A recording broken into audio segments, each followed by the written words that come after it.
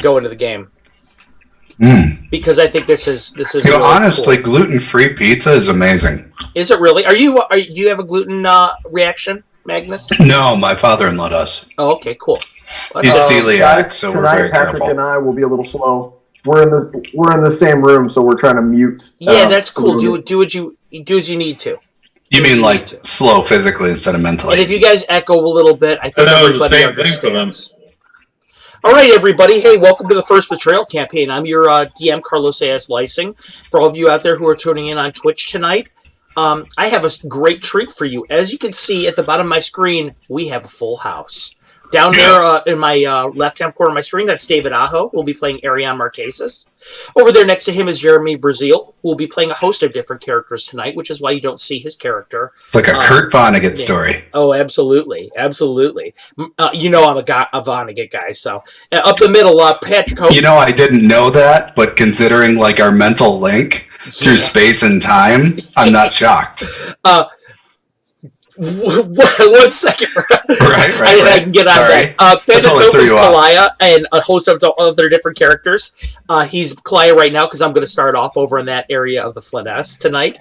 Matthew Lazinski is playing Brixton Beholder's Bane over there on the right. And Magnus Miller-Wilson is playing John Paul Cordson at the beginning of our game, but he'll also be playing multiple characters. For those of you who tuned in last week, you'll notice that I did something a little bit different where I was allowing the guys to play different characters so they could continue to interact in each other's storylines. I'm going to be doing that again tonight. So if you enjoyed that, you'll be getting more of that this evening. If you didn't enjoy it, I'm really sorry, but you're going to get more of it. So too bad. Yes. And now Magnus, your Welcome to the Monkey House is the best of all time. I know people love Slaughterhouse 5, but I also love Cat's Cradle too. Those are three. Okay, yeah. But I was referring to Who Am I This Time? Oh yeah. I think is the name of it. Yeah. I think my favorite one though is with the chains on the dancers. That's my favorite. Vonnegut is one of my favorites. He was really influential to me as a writer, mostly because I love his ability to. Vonnegut's one of those really out of the box kind of writers that I enjoy, totally. Where he's stylistically really different. I would almost equate him to a more modern James Joyce in what he does with language, and because James Joyce was so different than everyone else. But we're talking about gaming tonight. I could talk about literature another time. Very briefly, before we launch into our game, I have two announcements. But once I want to do the roundtable here for everybody. What we were talking about before we went online was really interesting to me, and it was Matthew came up with this idea the other day. Matthew and I were chatting offline, and he had this idea for a way to make a PC class, and it was ultra powerful, but it was also ultra clever. As a 1E DM and as a guy who runs 1E games, I'm sitting there listening to him talk. And you don't see a lot of people doing exploits in 1E, like thinking of ways to use the system against itself, because it's for all its Baroque design, it's pretty tight in a lot of places. But Matthew came up with this idea I'd never heard of in 40 years of gaming, and I thought to myself, that is one of the most clever things I've ever heard of in my life.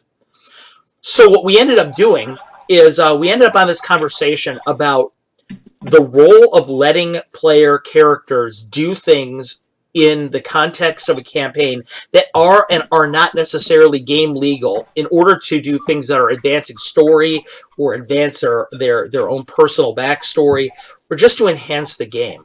Now, I'm pretty sure that every DM out there among you guys, I've got a room full of them, really, of DMs here. You guys have done that in the past, but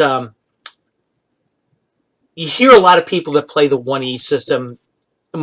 It happens a lot in the OSR games where there's a sense of how purist can you be?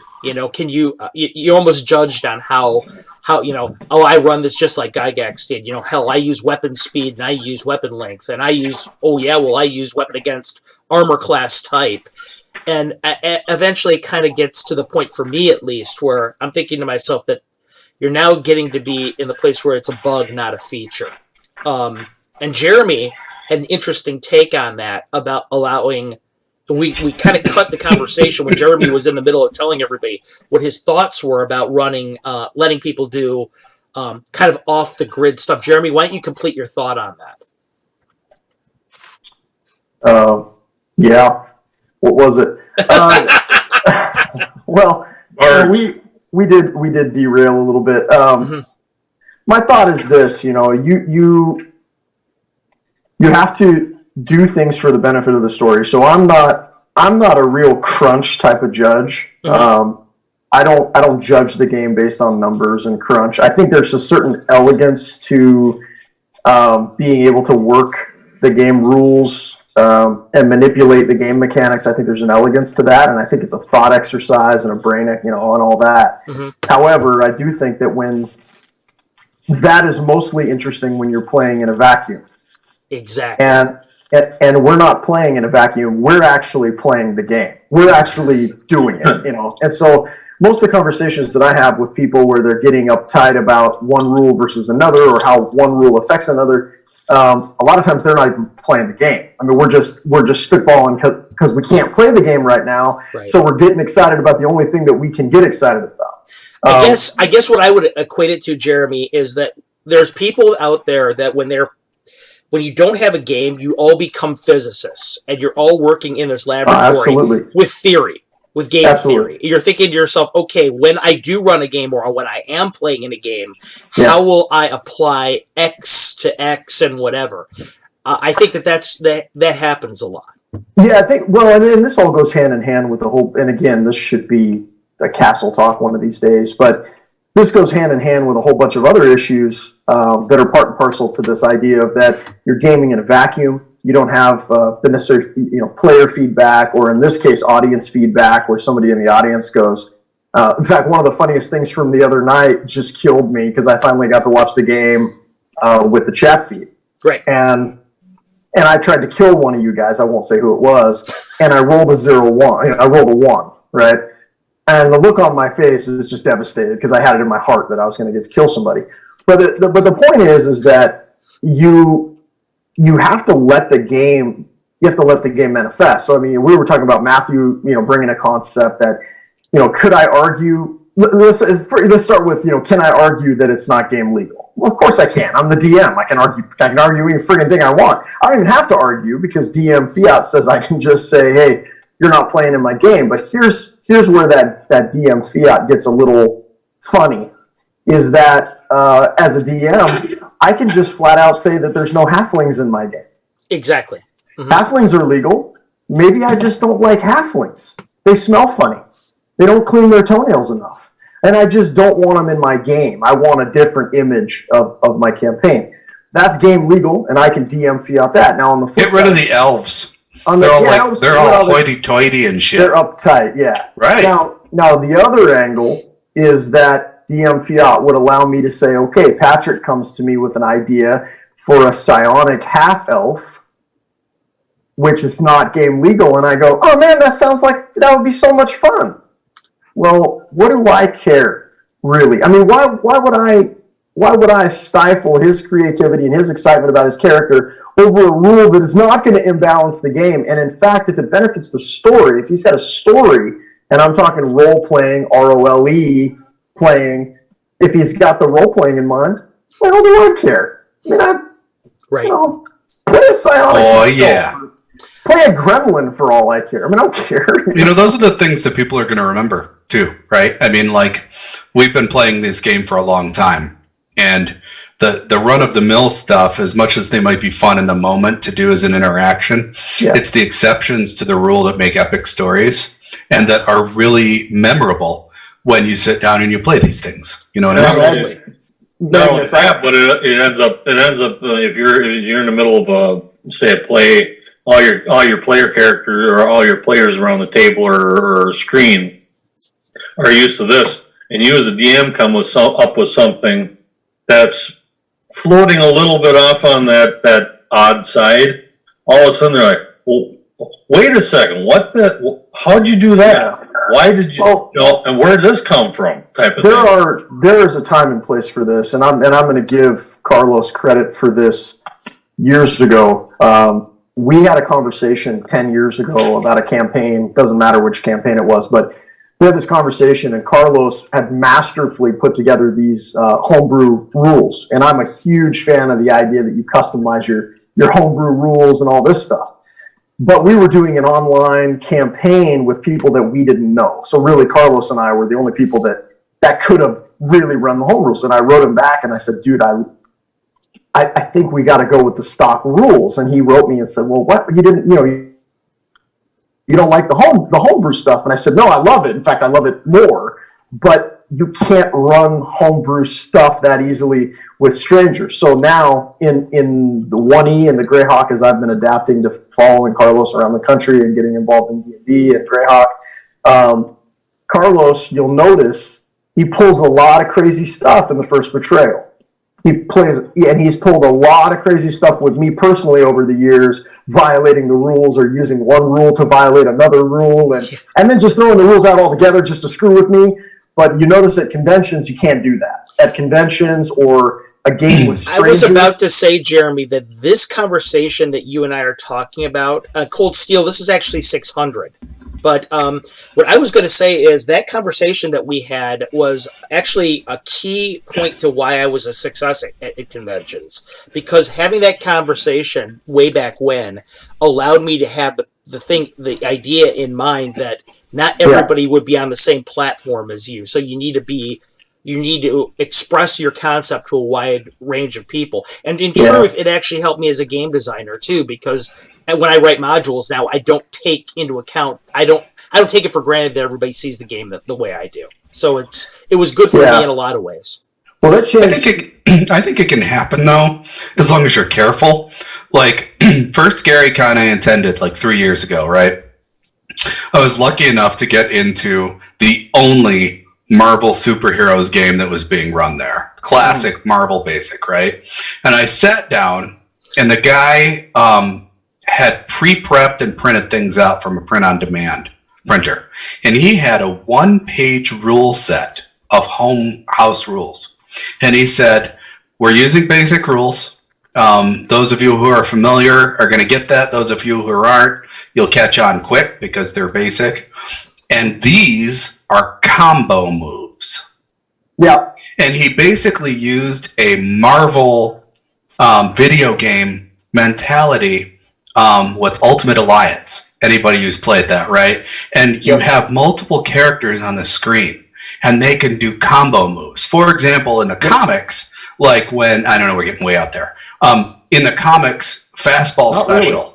Right? Yeah, not where really. I think where Colossus picks up Wolverine and just whips him as hard as he can at an enemy. Yep. And Wolverine gets those claws out and pile drives with his adamantine claws, right? That's what I'm talking, buddy. Trust the Canadian Matthew? to have that right on hand. Exactly, right? Like just pile drive. So he had custom house rules that he'd gotten, but he printed them out. And he explained how the karma worked for the cost and how they worked right at the table. Yep. And people built off of that, and it was sort of level setting for everyone, right? So I think you can maybe get away with a little of that depending upon the rule system, but it depends on how hard the game and the rule system is to run too. That's the big thing, Magnus. So, and I'm not disagreeing with you, and I think that idea is awesome, and I have a little bit of familiarity with TSR's just a little D100. However, you hit the nail on the head, and I know Carlos is going to agree. It depends on the rule system. And I'm going to tell you right now, the crowd that plays TSR's Marvel is not the same crowd that plays 1E Greyhawk. That's a really good point. They're not the same level of rules lawyer. They're not the same. A lot of people that, I mean, this is madness, dude. You guys know where I'm coming from as far as a judge, because you guys know what kind of game I run. For me, going to GaryCon the first time and being surrounded by people who, in my opinion, were some of the best gamers I had ever encountered, and a lot of people, and I get this because of what I do for a living, a lot of people were involved in 1E and Greyhawk at a level where part of the experience for them was the limitations of the rules and was the presentation of how the rules work. Like a religion. It was a little bit like honoring a bygone era. Oh, that's a really good, interesting point. Yeah. You know what I mean? So it's almost like preserving. I like that honoring. That's a really good way of describing it. Yeah, you're preserving something from what a lot of D&D players now consider a bygone era. Right. Yeah. I mean, a lot of people don't consider 1E a viable game. almost nobody in the world considers TSR Marvel a viable game. I mean, I can tell you that, no question. So you have all these people that are hearkening, to back to this era where, hey, dude, I like all your creativity and I love all your rules, but man, I really miss when you could get 15 karma points for going on a date with your girlfriend, which is it's a broken rule, but I really miss that aspect. Let's stick to it because it's nostalgia. Well, that means to me that Patrick Hope every session could probably rack up maybe 1,000 karma a day. There's nothing more broken than because that. He's got like 75 girlfriends, right? Right. There's nothing more broken. I thought that would be Jeremy. No, man, you don't even know the half of it. You don't even know the half of it. We'll fill you in offline. Okay, so moving along because I think I'm sensing jealousy from my teammates here. You're not wrong. You are not wrong. Along the same lines of chairs on me just now. As far I could talk today. Along the same lines of the host rules and everything, if I'm playing either in the store here around somebody's table and I'm DMing, or even at a convention,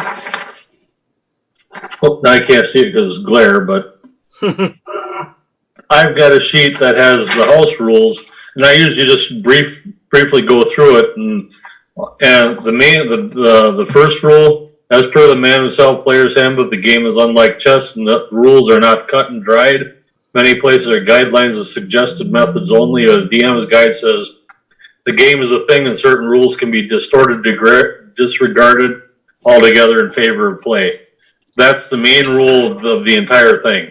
That is a really good way of saying chill your shit out, rules lawyer, and put the book away and have fun. It it truly is. And the thing is, if they say, well, if that's not what the book says, like, sure it is. The book says the DM's guide and the player's handbook is right in there. Right. Yeah.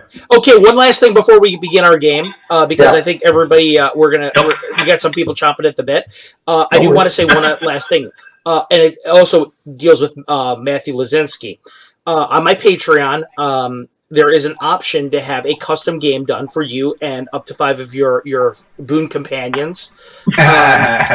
Matthew and some of his friends from Alberta have managed to take me up on that. So, coming soon on September 7th, you will see a game entitled The Steel Spires that will be run as a one-shot by me, in which Matthew and his crew from Canada will be running in a game in the Preland Sea of Almore, right on the border of Nyrond in 600 CY. It's going to be a lot of fun.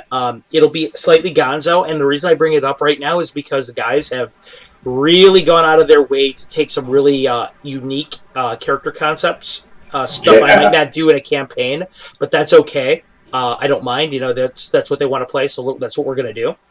If you guys want to check it out and see how I do something that's a little less off the beaten path, you're going to have your chance then on September 7th. So I encourage anybody that is interested in watching us that night, tune in for sure, because that'll be a lot of fun. I know there's not much more beaten off the path than Matthew Lazinski.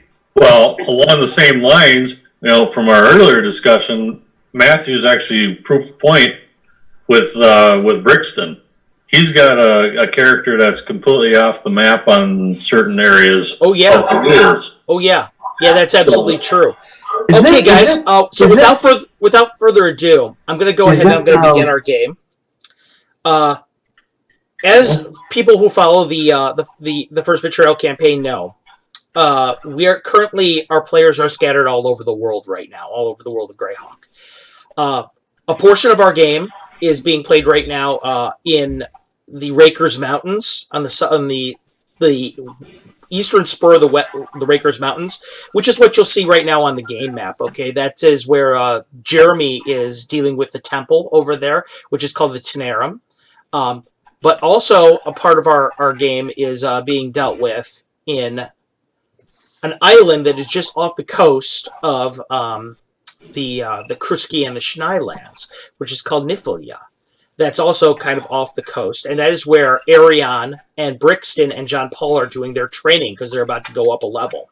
And finally, our last area is taking place in the Plane of Shadow, where our long-departed team leader, Agrias is trapped on the plane of shadow after failing to dimension door into an area properly. So that's been a lot of fun there too. But I'm going to begin actually over in Niflheim right now with the players. Okay, but I'm going to surprise everybody a bit. We're going to begin with Kalaya. Kalaya, last time we saw you, you were over at the small town with the arena still. You had just gotten with John Paul, your character had, after your victory in the arena. You wake up the next day, and everybody is gone. John Paul is gone. Everyone is gone. There's a note that's laying for you there that explains the fact that everybody has gone to an island off the coast of Radek to do some training. Everyone has gotten some kind of a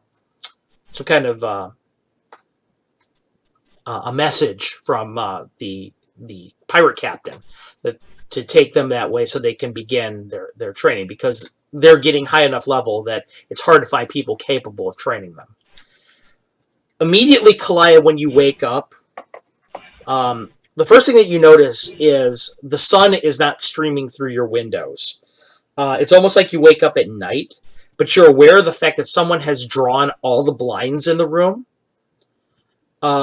You're also aware of a presence in the room that, in the way that, because of your blind fighting now weapon proficiency, and because of your training, you're right away aware that there's somebody in the room with you, and they shouldn't be.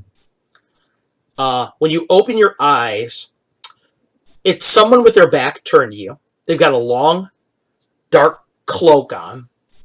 They're like picking up objects from the dresser and just kind of looking at them and putting them down occasionally. You can see at their waist, there's a long katana that's there.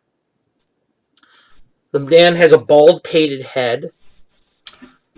There's a gentle sense of cold radiating from his body. As your eyes open up, he doesn't turn around, and he says, "You're awake. That's good." He puts down small skull, looks like it should have been from like a pixie or something, puts it on the table. You're not even sure where the hell it came from. Turns around, looks at you, says, "Kalaya, you've been quite busy, I see." Wooing people, yes. Indeed. Do you have anything to report?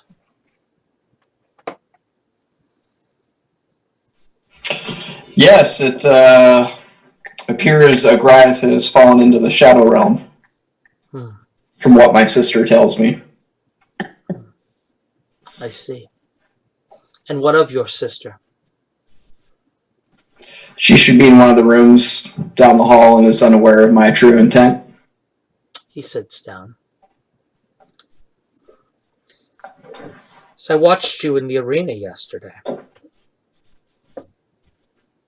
And? Picks up the pixie skull again, kind of looks into the eyes of it. You're not really even sure what he's looking at.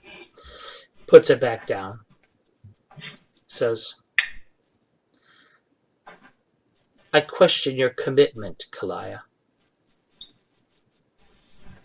You know my loyalty is unwavering. Excellent. I've brought you something. A gift. Okay. He takes something. It is a long vial of something. It's glowing gently from the inside. When he picks it up, you notice he's picking it up with a gauntleted hand, and he puts it at the end of the bed. He says, "Today, your sister and you will be having breakfast downstairs before you go to the island of Niflheim. You will find a way to put this into her cup." And what will it do? He smiles gently. He says, "Why, whatever would you expect it to do?"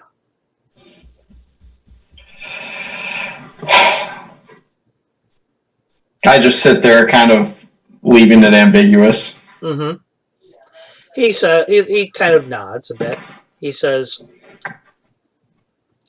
"Soon, our agents will be arriving on the plane of shadow. You see, Agrias, it seems, has found allies for himself. This cannot be allowed to be. You will be traveling there too soon. You will reinforce our allies, and you will act as our agent there. You will be indistinguishable from your sister, you see. Because after you deal with her today, we will change you. One flaw becoming another, you see. And so when you arrive on the Isle of Niflheim, you will meet a woman there who calls herself the Chimera. If she cannot pierce your disguise, then we know it is ironclad. If she can, then we have work to do. Understood. Your boat will be leaving soon. I will await you at the docks before your departure and after you deal with your sister."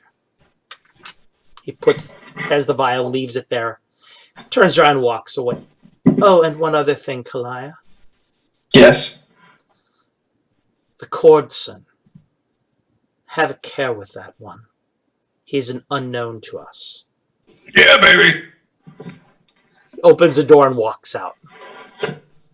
Doesn't make a sound the entire way. At the end of your bed, that vial is laying there. It almost looks like it's just kind of like it's staring at you. I get up, get dressed. Okay. As you get dressed, there's a knock on your door. Yes? Sister, it's me. I hide the vial in my cloak. Okay. Come in. She walks in. She looks around the room. Kind of takes a double take at some of the objects that are now on your dresser that you have no idea even how they got there. Doesn't really say anything about them. She has this big bright smile on her face. She says, I'm excited to start the day. Oh, good. What do you have in mind? Oh, I don't know. Perhaps just breakfast first, and perhaps we could train a bit. She says, I'm always eager to learn things from you in the art of the blade. Or Warhammer, as it be. She laughs a bit. She says, perhaps that's why I'm not so skilled. I try to apply all of your lessons with your hammer to my blade. True. But let's get breakfast first. She looks at you, looks at you askance. Is everything all right, Kalai? You seem preoccupied. It was a rough night. I see. Oh, never mind. I'll meet you downstairs. Okay. Mm-hmm. She leaves the room. The vial, you can feel it almost pulsing inside of your cloak against your skin. It has this weird feeling inside of it. It almost seems like it's distilled light or something into a liquid. You know almost certainly what it's going to do when your sister drinks it or imbibes it. Okay, so you're in your room, and you leave, I assume, when you're dressed and ready, or is there something you'd like to do? No, I think that's it. Yeah. Okay. You leave the room and you go downstairs. The bartender's there. He's cleaning glasses. You've seen him before.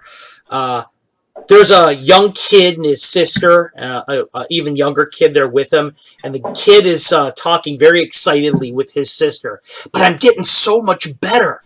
Yes, but there's so much time that you're not spending in the fields, too. But yes, but he's helped us. And you can't deny the grain has been of great use. They're just having this weird conversation. Meanwhile, Your sister's in the corner, and she's got a big glass of wine there that she's drinking out of. Smiles over at you, waves you over.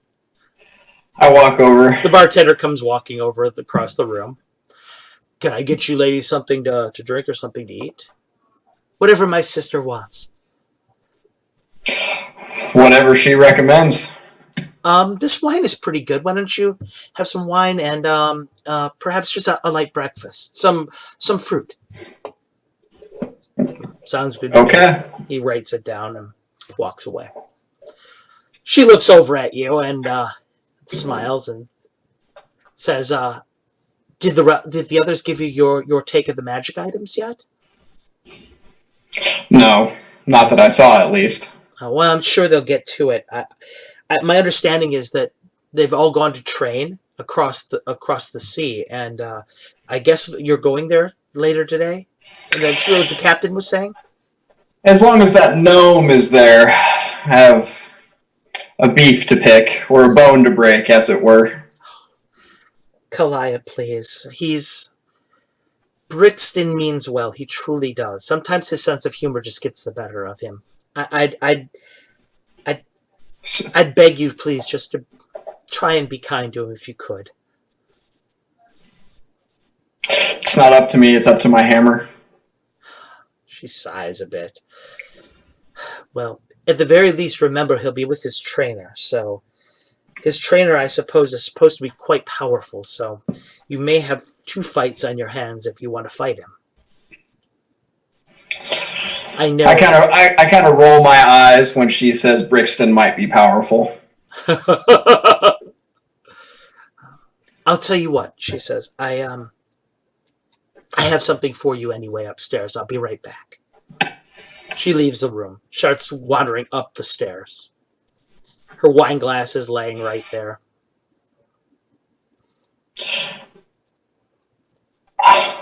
Eyes are just kind of fixed on the iron mug there. You can feel that vial pulsing underneath your cloak. Kalaya's feeling a little conflicted. Okay, I take the vial out. Okay. Are you going to pour it in?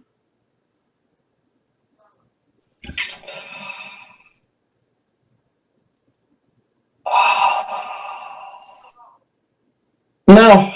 Okay. You just keep it there. Melina comes downstairs. And she has something in her hands. It's kind of like a little box. She puts it down in front of you and she slides it over to you. Go ahead, open it up.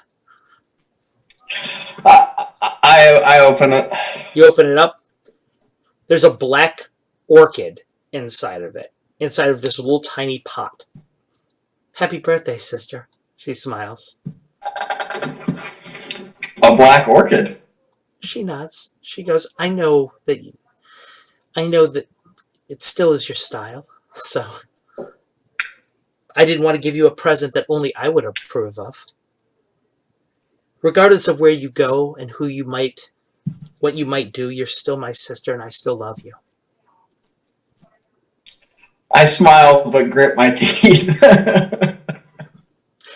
Meanwhile, back over at the on the island of Niflheim,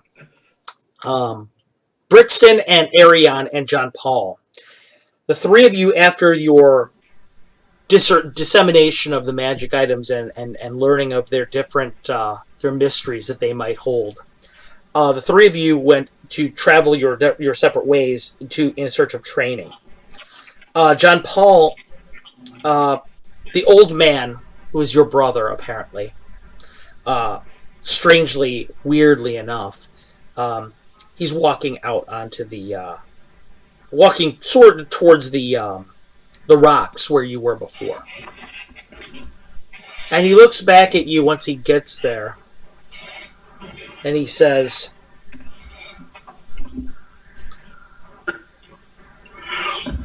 you know that much is afoot now. There are forces that are set in motion that cannot be withdrawn. You know this, yes? No. How well do you know your friends, exactly? They are great fighters from the arena. They were good friends to pick me up and add me when I was at my lowest. I was living in a box down an alley behind the arena, and they needed guidance and help in the city. But they were very, very kind to me. I do not know much more than that. They are powerful and good people, good friends. He nods. Let me tell you a tale. You know of a few of them, but you do not know of all of them yet. There is one among them, a fellow of theirs. His name is Rainmar. Rainmar is not with them right now. He is in the mountains to the south of here, far to the south of here. Rainmar has found a temple. It is dedicated to the gods, but not our gods. Gods of a land a very, very long way away. These gods, he glorifies them. He empowers them. He gives them strength. And as they get stronger, they draw nearer to this world. The gods of our world are not taking kindly to this. You see, a god, their power is directly related to the power of their worshippers, directly related to how many and how powerful their worshippers are. The faith in their worshippers drives them on. It makes them strong. As more and more begin to believe, these other gods get stronger. Now in their home, they were supreme. Here they are but echoes, for now. These are gods, they feel threatened. When the gods feel threatened, the way they act is sometimes very, very bad. You need to know this because you are the son of Cord. You need to know this because of your lineage, because of your blood, one day you will be brought into this directly, to intercede, perhaps. You should know the story. You should know everyone involved so that you can decide for yourself what you will do. Because Cord, our father, is not the type to make a decision for you. He would rather have you choose. I think we need to wrestle. That is the other reason why. Not you and me. You would kick my ass, old man. I can totally tell. No. You would dirty fight and you would mess me up. I totally know that. But I that don't is want why- to wrestle with you, but I think these gods should wrestle. Am I wrong? I could see it. I could see it too. They put on like a big event. They get all the people in the stands and they like get them down there. People are cheering and chanting for them. They wrestle. They figure it out. No cheating. This And then they get reminds done. me a bit of something that just happened not long ago. But the reason why I am here is now that you know of what can come, there is much you need to do to become more powerful. Oh, I am here to take you to that place, to become more powerful. let's do this. And so, you begin to learn from the old man who teaches you with his sword. And he begins to start with footwork. He's teaching you proper ways, stances, proper ways to read your enemy, judge them, different tells, different body. He's all about body telegraphing. positioning. Good. Body positioning that. teaches future movement, he tells you. He says that your enemies will think that you can tell the future if you can read their body language properly. There are certain positions in which the body starts that it can do nothing but a few certain things. By judging these things, you can read what will happen next. And so you begin to train on the shores in that form and fashion. Brixton, inside of the tower, you're with the Chimera. The Chimera is with you, and she's taken you to the second level of the tower. And the second level of the tower is this wide open area. It's a garden in which butterflies flit around, songbirds hang on different branches. You can see the glistening of the light through the window as it strikes different parts of it. Prismatic bursts everywhere around. It's a beautiful area, very idyllic. You're wondering about how much of it is truly real, of course, but there you are. The Chimera's first words to you, she's looking out the window, and she says, "You need to learn how to be what you are not." She turns around and looks at you. All the illusions that you've cast, as I have studied you, have been on other objects. You have never cast an illusion upon yourself. Why? Didn't feel like it, I guess. Didn't feel like it, or didn't think of it? That just didn't seem like the right tool for the job. She nods. Well, as I told you before, no one, including your closest confidants, should ever know who you are, what your name is, what you look like, where you are standing. None of this should be known. All of this should be things that you are disguising. You are a god, Brixton, Beholder Spain. You have the ability to shape reality. Why would you ever cede it to those around you? She looks back at you. The first thing we will do is I will teach you the ways in which you will change your body. She nods. Now, she walks over to you. Thinks she's walking over to you, but actually she walks a couple steps past, and she pulls something off of a branch. It's a small caterpillar's chrysalis. She hands it to you. Material component. Chrysalis of a creature capable of changing its shape. She reaches down, pulls up a bit of sand at her feet, hands it to you. Material component. Something pliable. Something easily shapeable. You see, magic. Magic works in this fashion. Always remember that. That which you hold has a symbolic link to things around it. Same affects same. For example, your shadow is attached to you. By shaping your shadow, you can shape your body. Does not your body shape it? Now, by changing it in respect, you can change your body. She nods. These things are symbolic.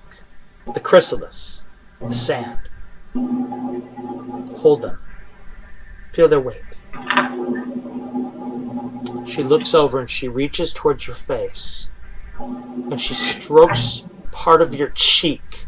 And by doing it, you feel her starting to move the skin like it's just clay in her hands. She turns it. She moves it outwards a bit. Pulls your forehead down. Shapes the ridge of your forehead. Your ears. And she reaches down and holds up a mirror in front of you. And you look just like an elf. Like a really short elf. Yeah. She looks at you. Say that actually about I look like a really short elf. She reaches down and takes your chin and pulls you up, and you can feel your body starting to expand as she does it. Until you're standing at about 5 foot tall. Your body thinned out as she did it because of the expansion of it. Pulling back the mirror a bit. Now she takes I'm a real boy. She takes the mirror, takes her finger, and shatters it with a touch. And you see nothing but yourself in a million of the reflections. An illusion. She nods. Now, you try.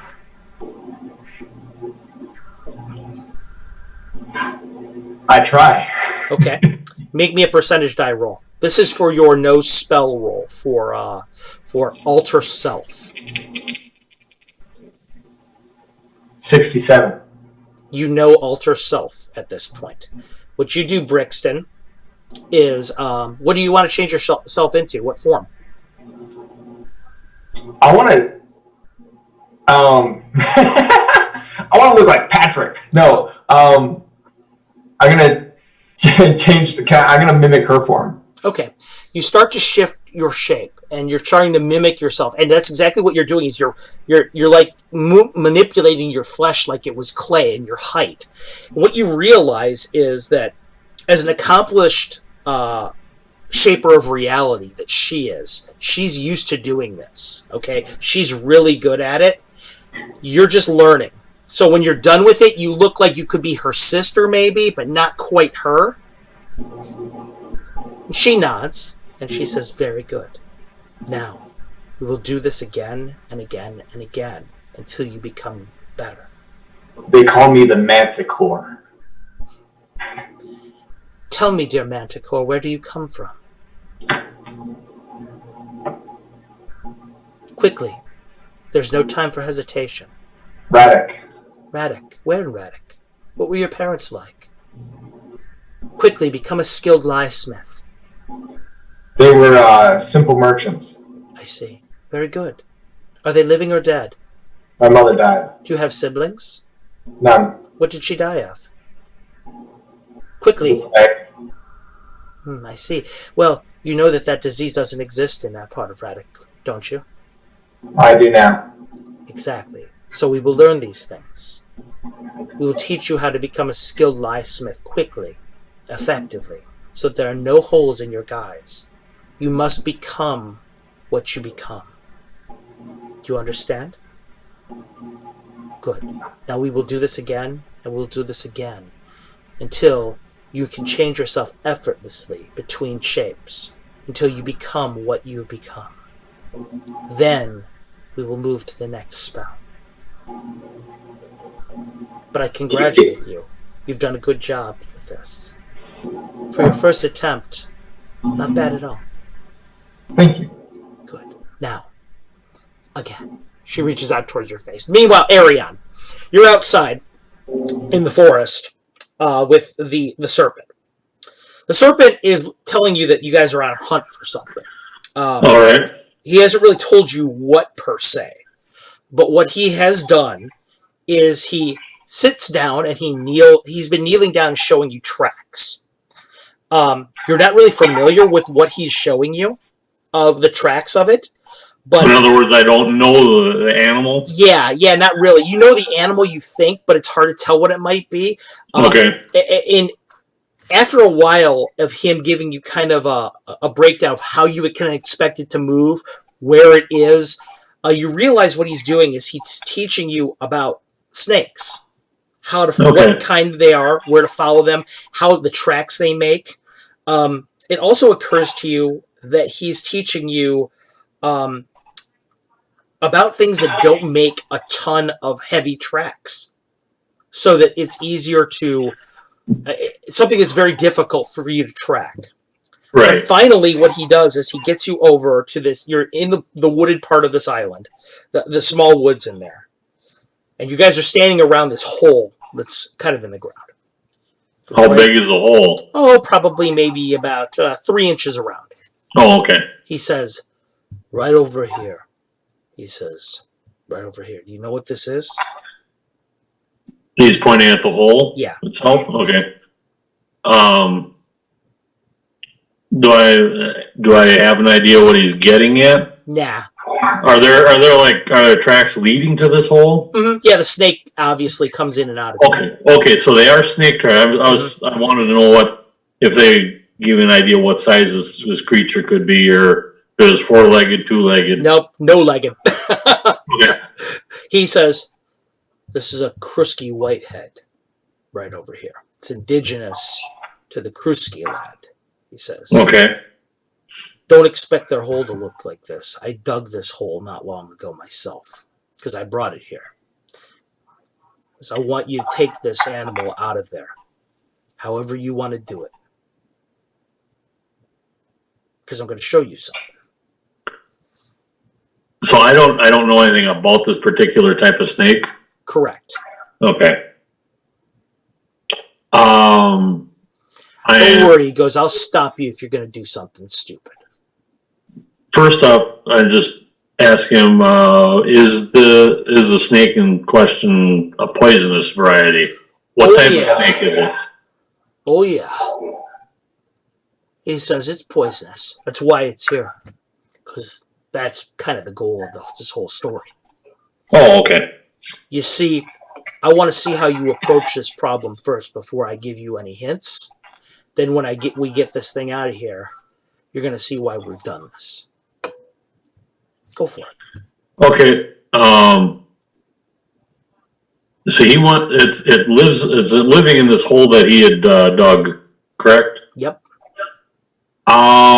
Is there a way I can make like a small, like a snake stick, noose snake stick that I can put over There absolutely is. Yeah, you can get a bit of string and get yourself a snake stick, a kind of a snare for it. He watches you build this, and he nods. He goes, good. Because that's probably the most effective way to pull it out. Because you could always smoke it out, I guess, but right. That might give away your position. What I would also wonder is, did he give any indication approximately how deep this hole might be? Mm-mm. He dug it. It can't be all that deep. Nope. Is there anything around here, another stick, but a fairly curved branch where I can stand off to one side and maybe do a little bit of poking? Or first off, what I'm going to try to do is if there's some stones, I'm going to drop a few stones or whatever down in the hole. When you drop a stone down the hole, the first thing you hear down there is this kind of a wicked hissing noise underneath. Okay. You hear something kind of a little quick motion, and the serpent kind of chuckles to himself and goes, she's awake.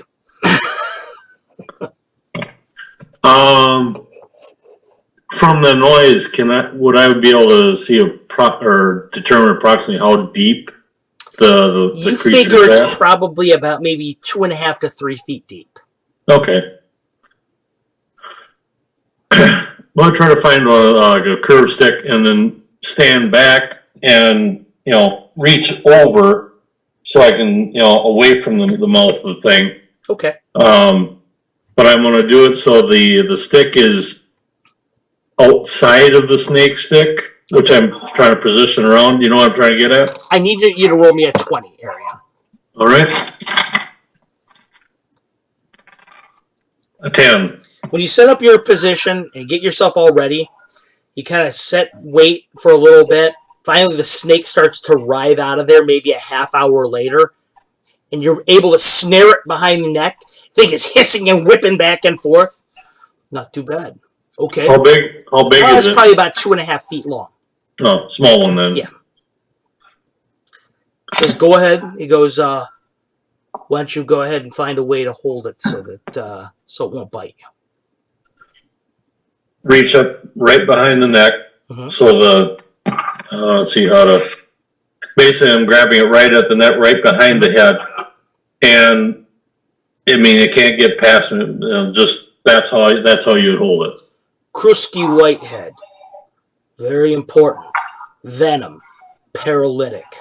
about an hour worth of something probably akin to a palsy. You're going to be able to hold your opponent still. It's great for putting in people's drinks, taking them out of a crowded bar if you need to take them alive. It's also great for somebody like you who doesn't necessarily want to kill his quarry. Now, you've seen what the hole looks like. You've seen what the track looks like.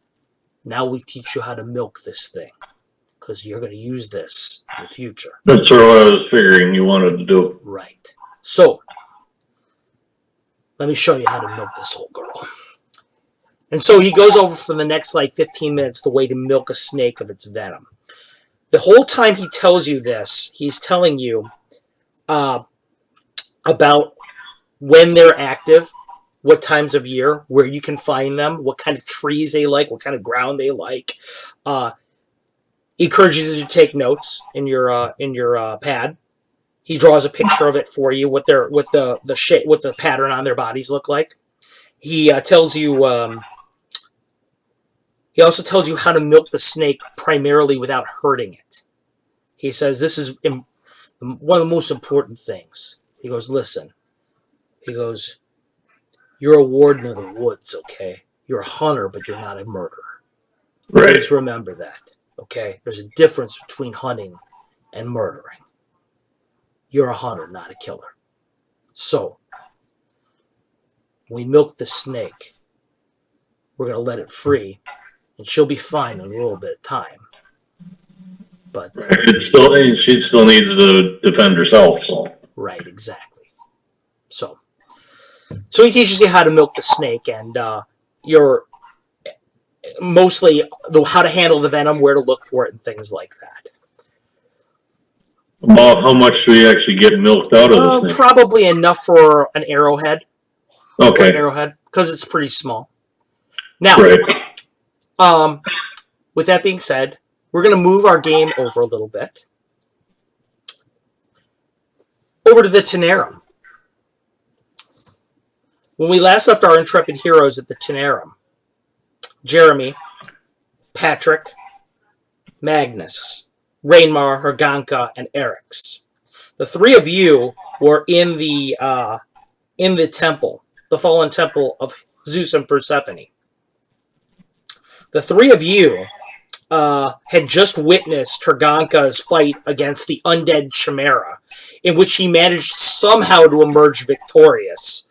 He emerged half dead, but he emerged victorious over this thing. Primarily because he was alone.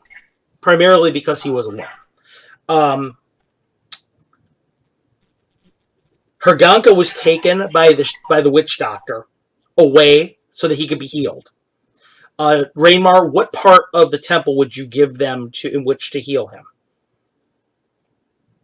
Yeah, we had set up quarters, right? Yeah. So there was quarters somewhere in the region of the temple, and I can't bring up the map right now, but somewhere between where the Minotaur was and where Asperion's room was, correct. There had been quarters set up, and I think that's kind of how right. Norik is with you and Erix as Herganka's unconscious body is being pulled away.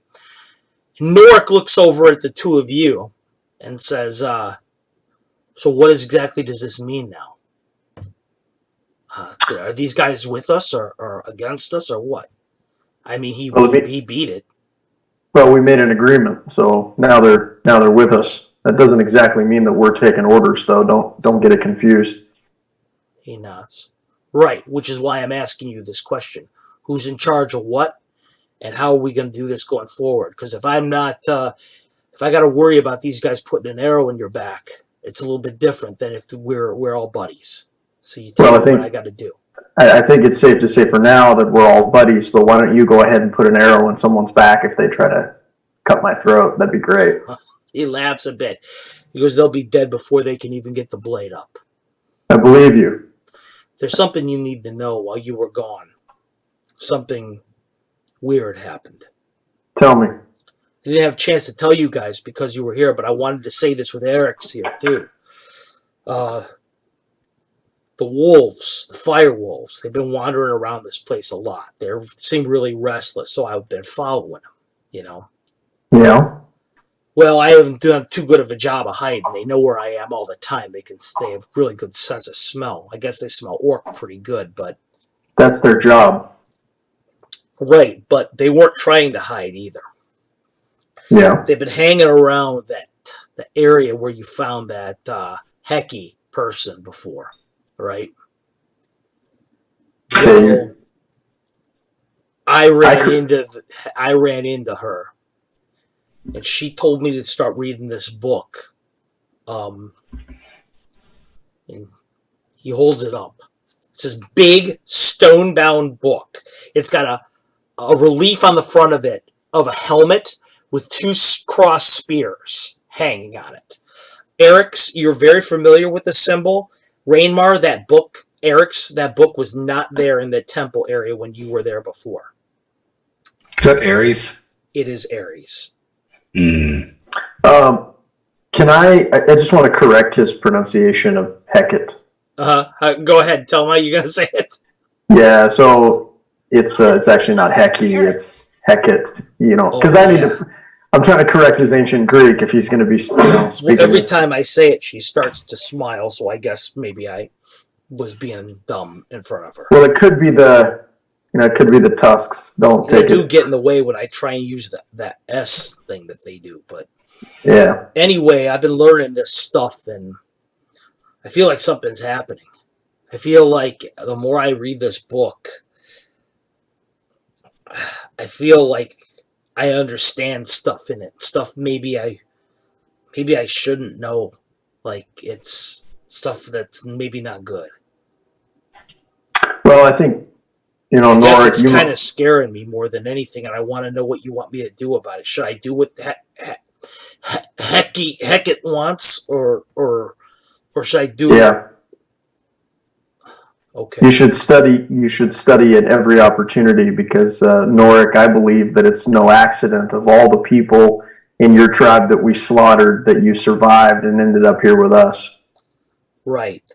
Well, Eric's steps up, looking real uncomfortable, real twitchy, and puts his hand on the orc's shoulder and says, "What you need to learn, friend, is when and when not ultimately to use the knowledge within this book. That is something the Lord who wrote this never knew." Right. Well, maybe you can help me, because I don't get it yet. He goes, this stuff in here, I feel like it's a lot of rituals. It's a lot of things to know, like prayers and things, and I could feel that there's power in it. I mean, I could feel that there's some kind of... I could feel it inside me, Every time I read it, and I want to say them out loud, and I could feel it filling me up, like when you fill up a vessel with water. Is there a prayer within the book? Yeah, you want me to read it? I mean, I can show you the one that makes the most sense to me. I want you to read it in Orcish. Yeah, okay, well, I can try that. I think. Eric, is Orcish one of the languages? The book over. I'm learning it. You're learning it, yeah. Blows a little dust off of the cover. Puts his finger on it. Mufakta Vanakshava Kurgachnichva. And as he's saying this, you can feel the air around him becoming colder. It's almost like he's starting to become limbed with this little bit of reddish light. Vanach Bifna Tushna Gravach. And as soon as he says the last word, both Rainmar and Eric's, I need you to roll me a 20-sider. Thought this was going to be a fluff game tonight. I just rolled a 1. Okay. I just rolled a 19. Both together, of you we got a 20. Yeah. Feel around yourselves and through yourselves this weird, this feeling. You feel like you're stronger. You feel like you're quicker, more agile, like your brains are working a little faster than normal. You get this feeling inside of you that you're like, you almost feel like there's these drum beats in the background of your mind, like you're getting prepared for battle. Okay. He kind of lets it go, a deep breath, and as he lets it go, it's almost like you can almost imagine the smoke rising off of him, like some part of him, like he's burned up something. He's done reading. He looks at the two of you. He says, "Do you feel that? Can you hear it?" Eric, are you familiar with that prayer? Eric's, make me a 20. 10. He just cast Bless. Yeah, no doubt. I mean, we know that as players, but Yeah. You know it now that. as he just gave you Ares' blessing. Yes, that's actually one of the more benign powers that I was hoping for. Some of these, I would be afraid, would send those who hear it into a mindless rage, considering... Right, that one's in here too. Yes, we're not touching that one yet. No, this was an excellent first choice, my friend. Right, that's why I chose it, because I thought it wouldn't hurt anybody. And this is a blessing of the god. Yeah, so two things. One of them is for Eric's. No, I have to roll first probably for you. Do I recognize the name of the deity from the statue in the upper temple? Yes, you do. Okay. And Rainmar, you're aware of a presence not far behind you as he's doing this, because you said that all this stuff in the hallway. Asperion is walking out of his room towards you guys with a look on his face like, what the hell was that? Well, I want to just confer with Eric's, because I'm not all that familiar with. I'm in a different place than he is, because I've been kind of working on the temple, and I communed with the gods, but at the end of the day, I don't know anything about this culture. So, is it appropriate for Noric, as he's studying this book, Eric's? Is it appropriate for him to do so in front of the shrine dedicated to Ares? Eric's, as you know, your history of the Greek mythology, Ares has a weird kind of relationship, not with Hades. Actually, he has very little relationship with Hades, despite the fact that he sends so many people to his realm. He has a weird relationship with Persephone, in that he actually courted Persephone before she was known as Persephone, back when she was known as Kore, when she was maiden rather than the bringer of death. This was back in the day when actually your deity, Hermes, first met her. Okay. So ultimately, actually, he's kind of got a soft spot in his heart for Persephone, which is probably why he's been captured in this temple to begin with. Yeah, that's what I was actually going to get at. My experience is that the gods are jealous and constantly trying to one-up each other, breaking and making alliances. What the hell is Hecate doing? Is she trying to pull a fast one on us, or trying to, stir the pot, if you will, with giving a book of Ares to one of our people? It's a good question to ask her, and very few of these people here have been able to pin her down, but you might be able to, Eric's. Are you going to go to the temple? I will later, when I can get a little bit of time by myself. I don't necessarily want to include everybody in the god politics of the whole thing. Yep. But I'm sure gonna put the caution on these guys, and then take a break and go do a heart-to-heart with her. Okay, cool. So what are you gonna do, Raymar, then?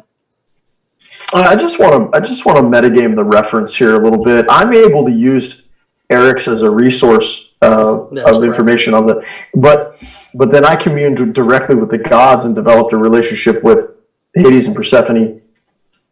So I guess I answered my own question. Never mind. I want to go down to the. I had that alcove segment of the map that I had asked, what's his name, Brother Karak and Brother Jonas to go and clean out. Right. They were getting me some painting supplies and sculpting supplies and this type of thing, so that I could begin work on restoring. Some restoration and some remodeling in this one. Is it available for me to do now? Yeah, you're going down to the alcove, and as you go down the alcove, you see several of the gnolls are wandering around this place now. They're just kind of trying to figure out what's in here, just looking around. One of them is the carrion queen, Varak. She's wandering around there. She sees you well before you arrive there. She kind of turns over her shoulder. She's kind of at the intersection before you take a south to that area, and she looks at you, and she says, "Wildlight, it is good to see you. You would be glad to know that Ragranka lives. Our champion has survived his trial."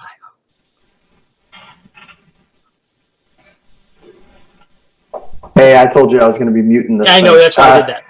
I said, I hope so, because we're going to need his strength to fortify this temple. She smiles a bit. She says, "The Lord of Slaughter has smiled upon him. Where do you go now? I have work to do. Next move? Our next move is to rally the strength of your people and fortify this temple before we move outside of it." She looks over at the gnolls behind her. She says, "You will do as he says. Go to the front of the temple and stand a guard. Set snares." She looks and nods at you, Rainmar. We need to concern ourselves with food. Who's your best hunter in the tribe? In our tribe, who's the best hunter? Harganka and my daughter, Ishanka. Let's get some food brought in. She looks over at her daughter, nods. She kind of stalks away. She says, "I will show you food like you've never seen before." Kind of stalks down the hallway. Is there any chance that because I've put these things everywhere in the temple, I just want to make sure that I role play it properly. Is there any chance that there's a prismatic chrysanthemum nearby? Yeah. Mm-hmm. I'm gonna pick it and hand it to her. She looks at it. The daughter looks at it and kind of stares at the chrysanthemum. She looks back at you. And she goes, "What is the significance of this?" I tell her to keep it close to her always, and that you'll know the significance when light and shadow is upon you in equal measure. She looks at her mother, nods. "Hey, let me," Norik says. He grabs a flower, kind of reaches up, because she's about 7'7", and slides a little bit of it in her fur over her ear. That's hot. Right there, like that. Perfect. I feel no different. That's because the light and shadow isn't upon you in equal measure yet, and I pluck a single petal off of another one and put it in one of Norik's pockets as I walk back down toward the alcove. That's a good idea. That's a real good idea.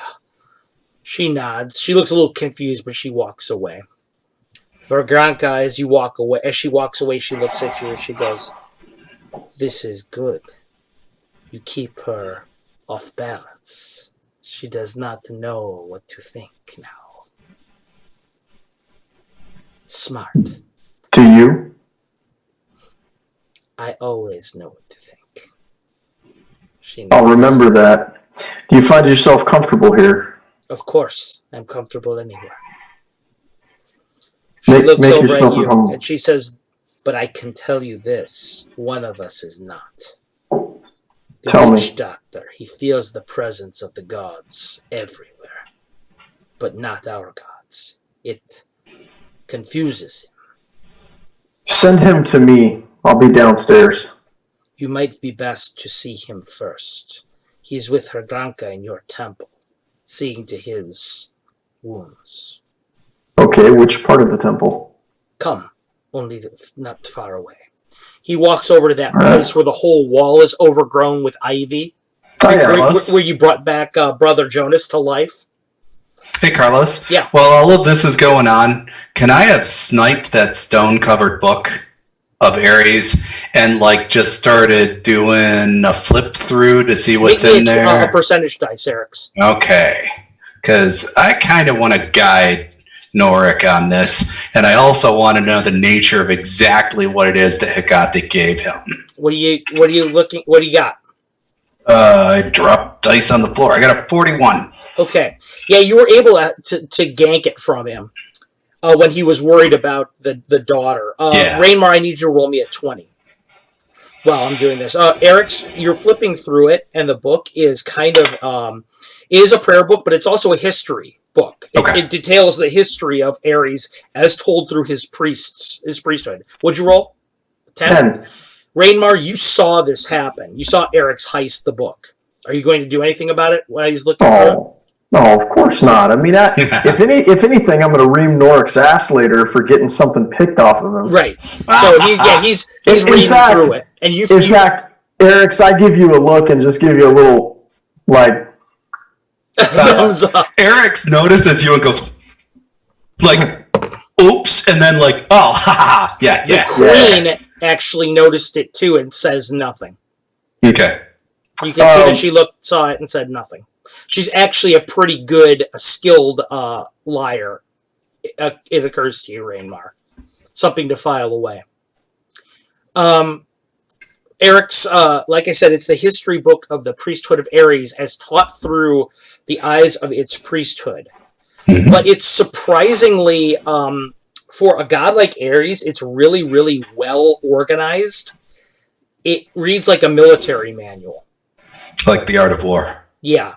Like, this is how you need to conduct yourself. This is what you will do. This is what you will do. Hergranka, you are in the temple area and you can smell the humans and the half-elf as they approach with the queen.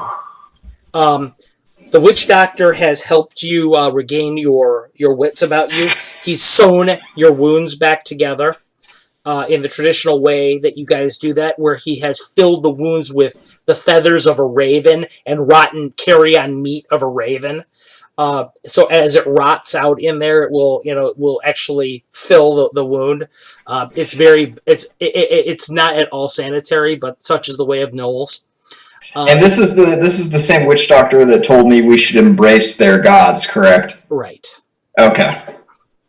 So, Rainmar and Eric's, you guys come around the corner with the witch doctor, and Herganka is on that stone slab with the witch doctor. He's already looking in your direction. Okay. The queen looks at the two of you almost as if to say, almost as if to wait to see what you're going to do. I'm gonna approach Herganka actually. Okay. And sort of, Patrick, are you muted? There we go. That's better. Yeah, we had some wicked feedback on there.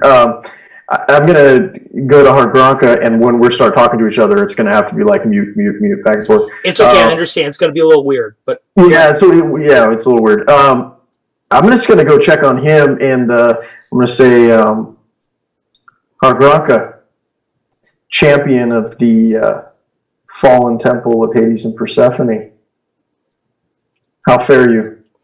The witch doctor he's giggling to himself a little bit like gnolls do. The nod to their past as hyenas. Go ahead, Herganka. Answer. I just nod and go to stand up. You can feel some of the stitching pulling a bit, but your body's gonna hold together. You think it wasn't so clear yesterday that you were gonna make it. You were pretty bad off. You were losing a lot of blood. Part of your arm had been completely dislocated, and the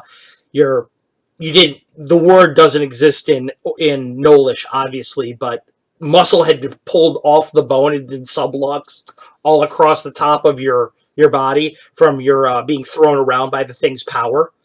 But the witch doctor, if nothing else, is good at what he does, which is, in the most painful way humanly possible, does healing. Mostly, you managed to survive your trials, though. Okay, I'm gonna look at Rangmar and ask, do we have more healers in our tribe?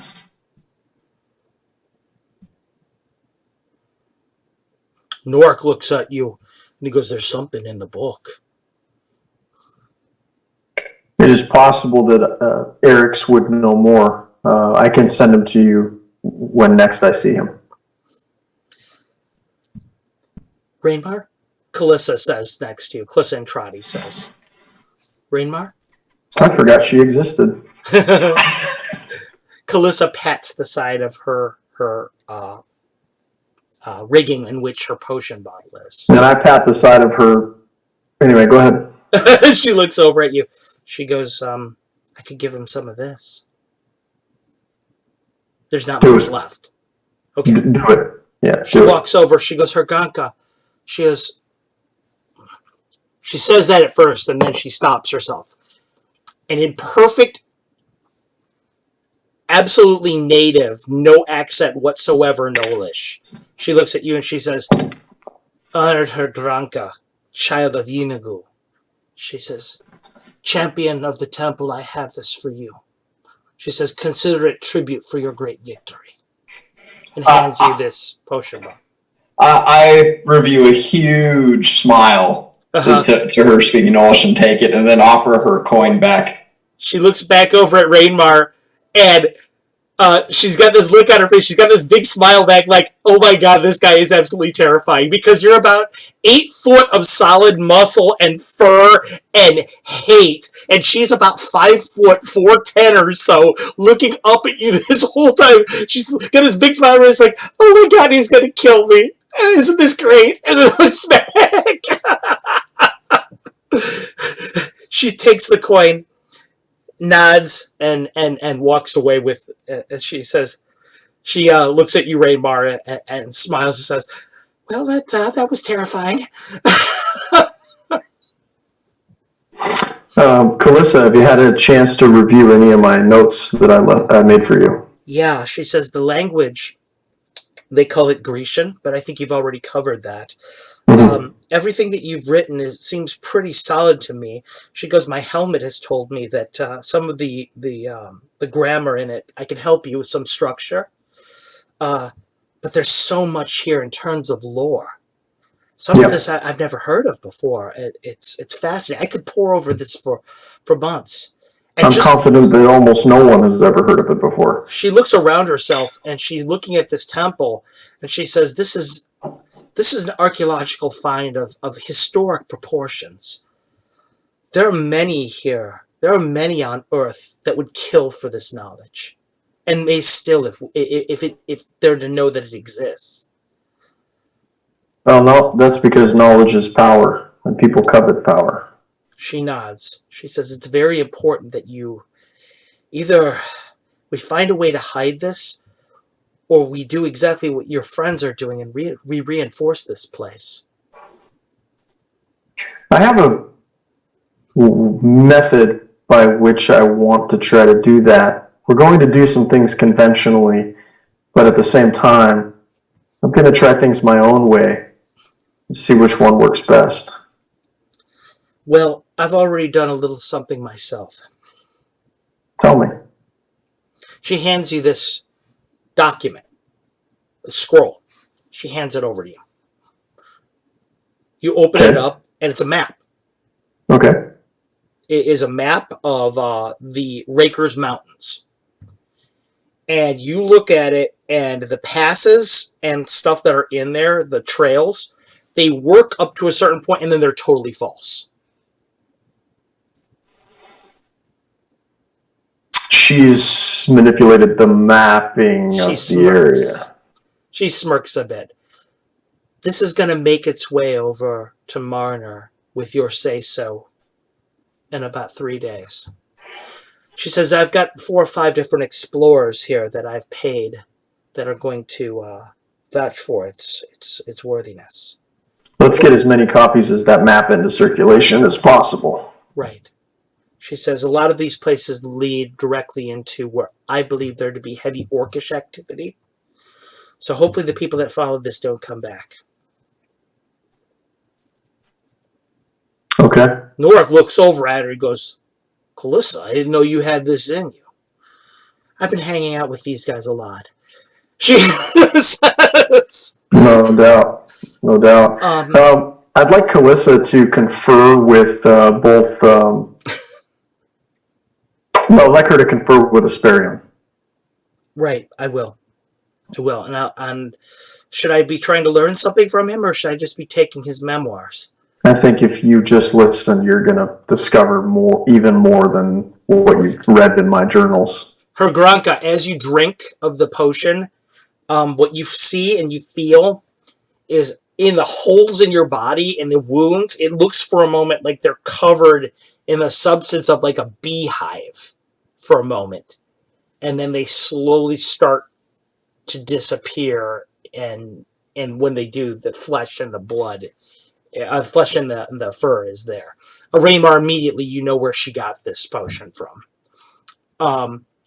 Herganka, you feel 100 times better for having drunk this. Way stronger, way more robust. But I don't know where she got it because I tuned out there for a second. What can we? Oh yeah, sure. She when he drunk it, the wounds on his body looked for a moment like they were covered in beehive and honey. Oh, got it. Little okay. swirling bees around it for a moment. Got it. Okay, I'm with you. Flesh and fur. Herganka, you feel 100 times better again for having drunk this potion. So this little red-furred creature that is actually pretty worthwhile after all. I look over at the witch doctor and kind of give a nod like their gods are strong. He nods back and looks at you. Almost doesn't say anything, but it's almost like he can read your body language and agrees. Erickson, in the meantime, you left that group and you were going down to see Hecate. Is that what I understood? Yeah, after I glanced through the book. Okay. Just to understand if there was anything. Are you taking the book with you, or are you leaving it behind you? I'll take it with me. Okay. You go to the temple, and immediately as you enter the floor of the temple, you can see twin torchlights in the middle of the room, the main room that leads to all the different sub-temples. So you immediately know who is there. It is definitely Hecate. Okay. I'll walk straight up. Greetings, boldly. Herald of the Messenger. I bow in like 110% respect. And when she says something to you, it almost sounds as if she speaks with 3 voices. She looks down at you, and she says, "You've come to me in search of knowledge. Speak your request." No. I come with you seeking your intent. And then I basically pull out the book and gently lay it on the floor and take a step back and wait for her to continue. He who has glorified this temple has done our gods a great service. It was his intent for his henchman to be a priest. I know all this. That is not what I seek. I seek your intent, my goddess. I seek to know if you intend this to upset the balance of things within this temple and within this world. I wish to know your intent and allegiance on this specific thing. As bold as it is, I know that. And yet my friendship and my bond with this Rainmar has become so great that his success is now mine. And I truly believe the success of all of you. And if you are to put the Berserker's heart into this place, there is a great danger. And so once again, I ask you to drill past all of the skin, all of the surface, and get to the heart of this matter. What is your intent? Who is, of all of us, best served to lead us in war? She looks down at you. You know not him. that of all the gods, of all of us, our general, she nods.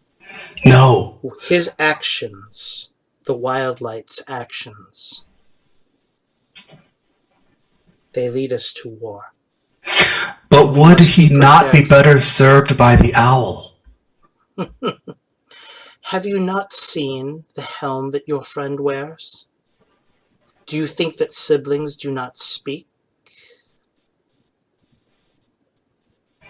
That is what I worry of. If Athena has word of what we do, the goddess of wisdom will certainly share it with her brother. Okay. If Apollo knows,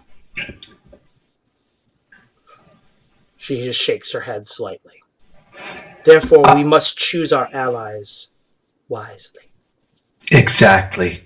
Slaughter must be tempered, or there is no world left when it is all done. Ares is a murderer. Ares is violence personified.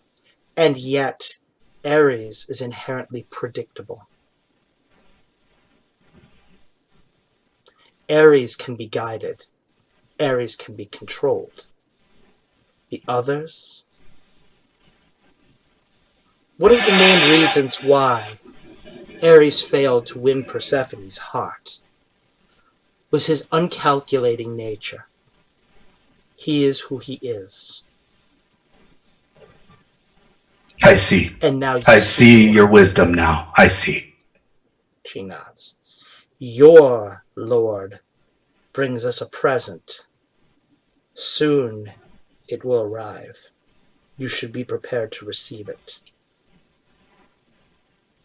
May I inquire as to the nature? An emissary. I see. She nods. On friendly terms? The most friendly you are likely to receive in this Good. place.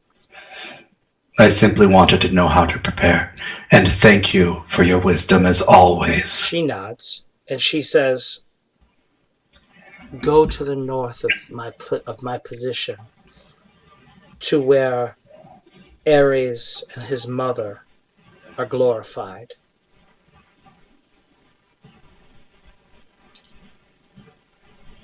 And she turns away with her torches, just kind of looking off into the distance. That's definitely more than I was hoping for. I pick up the book and I first go prostrate first in respect, and then I pick the book and quickly leave. Okay, are you going to go to the direction she told you?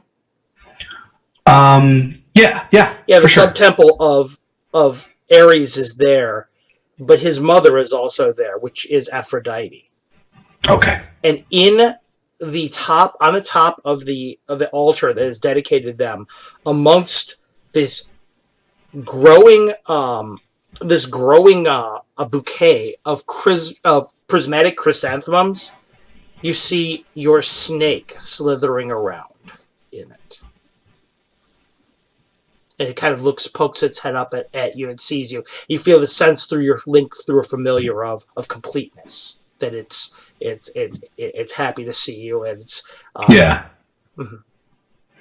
Okay, I'll hold out my arm and let it curl up. Slithers around your arm and over your shoulder, around your neck. Once it kind of perches around your helmet, kind of looking out back and forth. Absorbing the heat. Yeah, just happy to be with you. Okay, now leaving that area, we're going to go back to the environment for training. Niflya. Men of Niflya. We're going to start with Kalaya. Kalaya, you're on the boat if you do not choose to poison your sister. You were on the boat with the pirate captain within about 2 hours. She takes you. When you get on the boat, she gives you this look. She looks over at Kalaya and looks at you, almost like, "What are you up to?" You right away know, just the look that she's giving you, that she knows. She somehow has been made privy to this. Okay. So I've already left the tavern. I've already left the tavern with Melina. Yeah, and you had your breakfast and all that that happy stuff. Melina's having a great time. She's very eager to see Brixton and Arion and the rest of them again. You could just tell that she's very she's happy to see her friends once more. And she talks about the whole time that you're gone, about how she can't wait to, everybody get back together with Rainmar and everybody, just so that everybody can be, we can get back going with our quest. And Kalaya, I know that you're going to like everybody when you get a chance to meet everybody, and they're really going to like you. And wait till they see you use your sword in combat, or your warhammer in combat. They're all just going to be so impressed with you. You're going to be such a good, valuable member of the group. And every time she says something nice about you, it feels like she's just stabbing you in the chest with a dagger. Yeah. Now I'm trying to figure out how to poison her. So pretty soon this island comes into view. It's covered in mist, as I mentioned before, in descriptions of it. You end up having to be taken to it on a small rowboat. And as you get on the rowboat and get closer, it's raining slightly now. You see John Paul. He's on the shores of the island, covered in sweat. Looks like he's just gone through some trial. He's with this old man, and they're laughing and they're drinking something out of a pair of large tankards, about the size of your head. The tankards are. Melina just kind of gives you a look like, "What's going on here? I feel like I missed something." But the guy on the boat doesn't say anything. He just rows you out to the shores. You guys land on the shores. John Paul, you and Tor are able to see the rowboat from quite a ways away. The second Kalaya sees John Paul, she goes, "Oh my god, great. All right." John Paul, there are two things that cross your mind when you see this boat. The first is, this must be the priest that's coming to see Arion. And then when you see it's actually Kalaya and Melina, you remember how epic the sex was after the fight in the arena. That was pretty good. So Tor sees you kind of smile a little bit when you see the I get boat like coming. an instant boner that almost tears out my pants. Right. And then I have to quickly and embarrassingly hide it. And then I look down there and I look back at Tor. It's great. Thanks for tuning in, buddy. We really appreciate your patronage. Thanks for coming. Anyway, go ahead. Well, I just look between her and Tor, and I'm like, Tor says you don't have to say anything. I already know. He goes, "It's good to see you keep the father's legacy alive." At that, he just lets off just a huge laugh. And then he just yells down and waves. Mm-hmm. Kalaya, the guy on the boat, looks at you. He sees those two. He looks back at you. He goes, "Do you need me to stay?" He pats his sword. God, I wish. No, we'll be fine. All right. Sounds good. Good luck. Turns around, starts rowing back. Arion, you're walking out of the woods at this point with the serpent. You guys have been training all day long, mostly tracking animals that are difficult to track and learning about venomous and poisonous animals. Okay. Did we get any other miscellaneous? No, he was teaching you about spiders. He says getting them is difficult. As far as getting their venom, you have to usually kill them. He says that he'll let you cross that bridge yourself when it comes time to, if you decide you need to do that or not. Okay. He points out what is dangerous and what is not. Now you're walking out of the woods and you're behind where John Paul's position is. Okay, and you see him waving to this boat. On the boat, you see Melina and you can see Kalaya as they're coming into shore. Okay. Brixton, meanwhile, you are upstairs inside the tower, and you've been being trained this whole time by the Chimera about how to change your shape, how to use the Ultra Self spell properly. It's been a very harrowing experience. You're kind of mentally exhausted because she's teaching you all this stuff that you've never, ever envisioned before. The plying of your flesh is kind of a weird thing to get around. And apparently the Chimera can see it on your face. Because as you look out the window and you see them, she kind of smiles a little bit and pats you on your shoulder as she says, "You've learned enough today. Go meet your friends."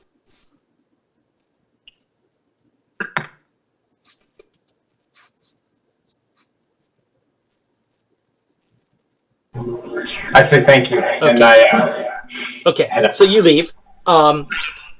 Ariane, you're walking towards the shore. Brixton, you kind of walk out the door of the tower at the same time you see Ariane walking to the shore with the serpent. Serpent kind of looks over at you, gives you a little bit of a nod from underneath his hood. He looks over at you. The serpent does, Ariane. He goes, "I'll let you be with your friends." He goes, "First thing tomorrow morning." He goes, "We're going to learn some more things." He nods. Okay. Turns around and walks away. I was just also curious as if we were going to do any kind of weapons training or anything like that as well. He smiles. He goes, "Like I said, tomorrow. All right. Can I Weapons and tactics tomorrow." Brixton, what are you going to do? Can I cast Alter Self before I get there? No, because your spell use has been exhausted for the day. No, you cannot. Dude, I know you, man. I already know what you're trying to do. Brixton, you and Ariane are walking towards the shore. John Paul, you're aware of their approach pretty soon. The whole crew is kind of convening on the shores together. Melina looks over at you, Kalaya, and she says, "See, it's already feeling like old times again." And I roll my eyes so hard they almost fall out of my head. Come on. She goes, "Just try. Just try for me." She jumps out of the boat. "John Paul!" She goes running through the water. Her boots get soaked with water. She gives you a big hug. She says, "It's great to see you again." I give her a big hug back. She looks the Tor guy looks at you. He goes, "More than one. I'm impressed." She kind of looks at him like confused. She goes running past you and goes up to Ariane and Brixton. What's that? I give him a big smirk. Ariane and Brixton, Ariane, she gives you a big hug too. She goes, "Ariane, it's great to see you again." She goes, Likewise. "You stink of the woods so thick," she says, "and it is so wonderful." She grins. "Brixton," she smiles and just gives you a wave. She gets down on one knee so she can get kind of eye to eye with you. She goes, "How have you been?"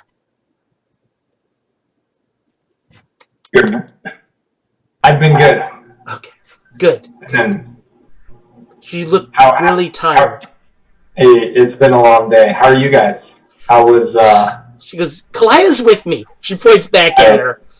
I see that. And as you look back at the shores, Brixton, you know how it's rainy and dark in the air and everything? It almost looks, because of the way the weather is, there's a big dark cloud over Kalaya as she's walking towards the shore.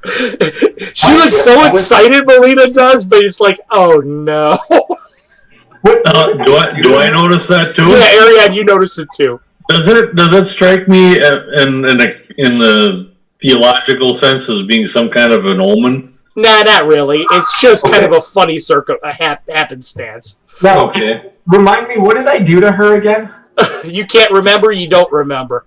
So You're a jackass. That's what happened. So Melina turns around. She just looks at you guys, and she's this place is it's small. She looks at the island. It's cozy.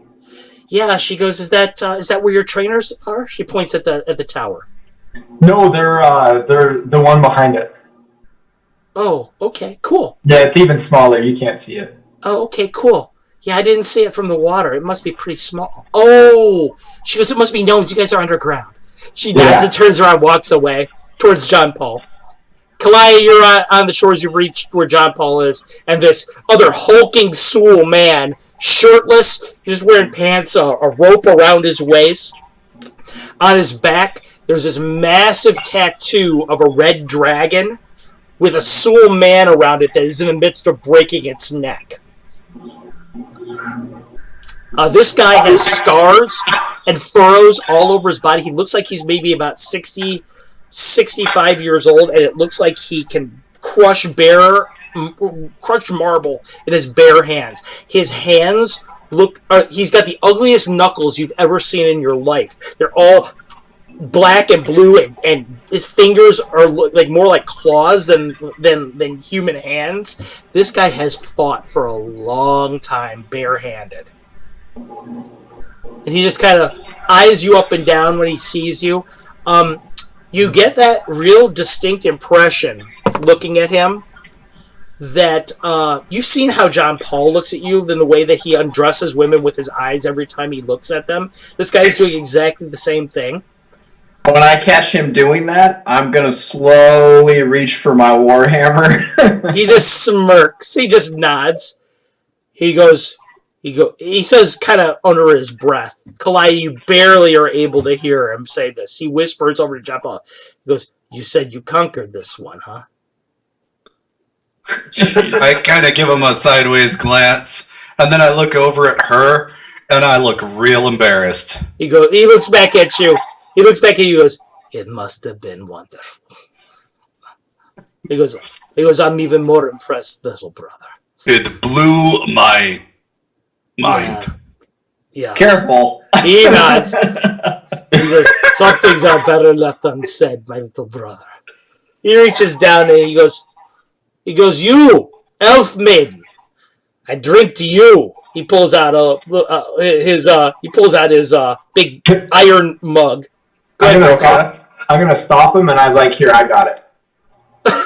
And I'm gonna hand her the plum brandy I got from Bar and Bar. Okay. You're gonna hand it to Kalaya, you said? Yeah. Okay, Kalaya. Brixton comes over to you and he hands you this bottle of brandy.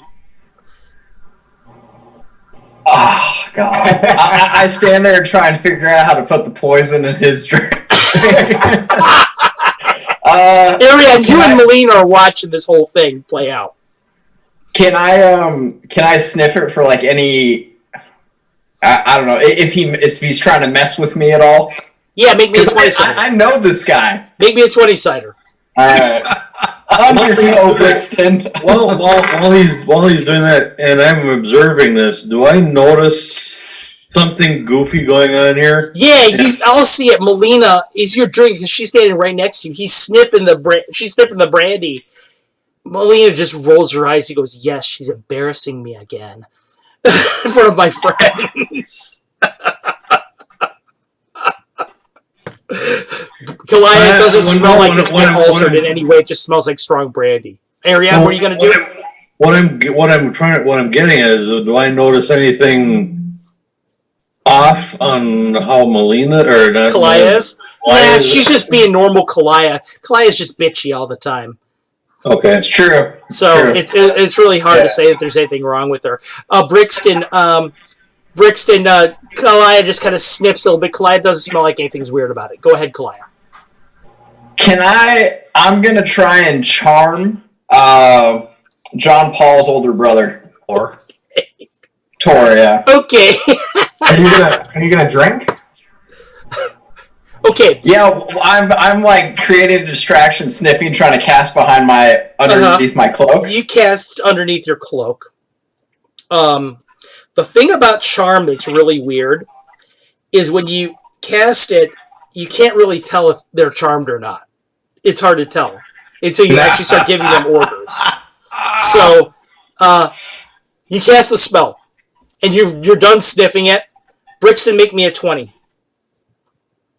Going down, Brixton. I've had enough of you and your shenanigans. 7. You see the hand gesture that you know an incantation's been cast. You're not sure what it is, but you know that he casts something. And it's not on me? No, not on you. Yeah, okay. Okay. So you could do with that what you will, but Kalaya, what will you do with that next?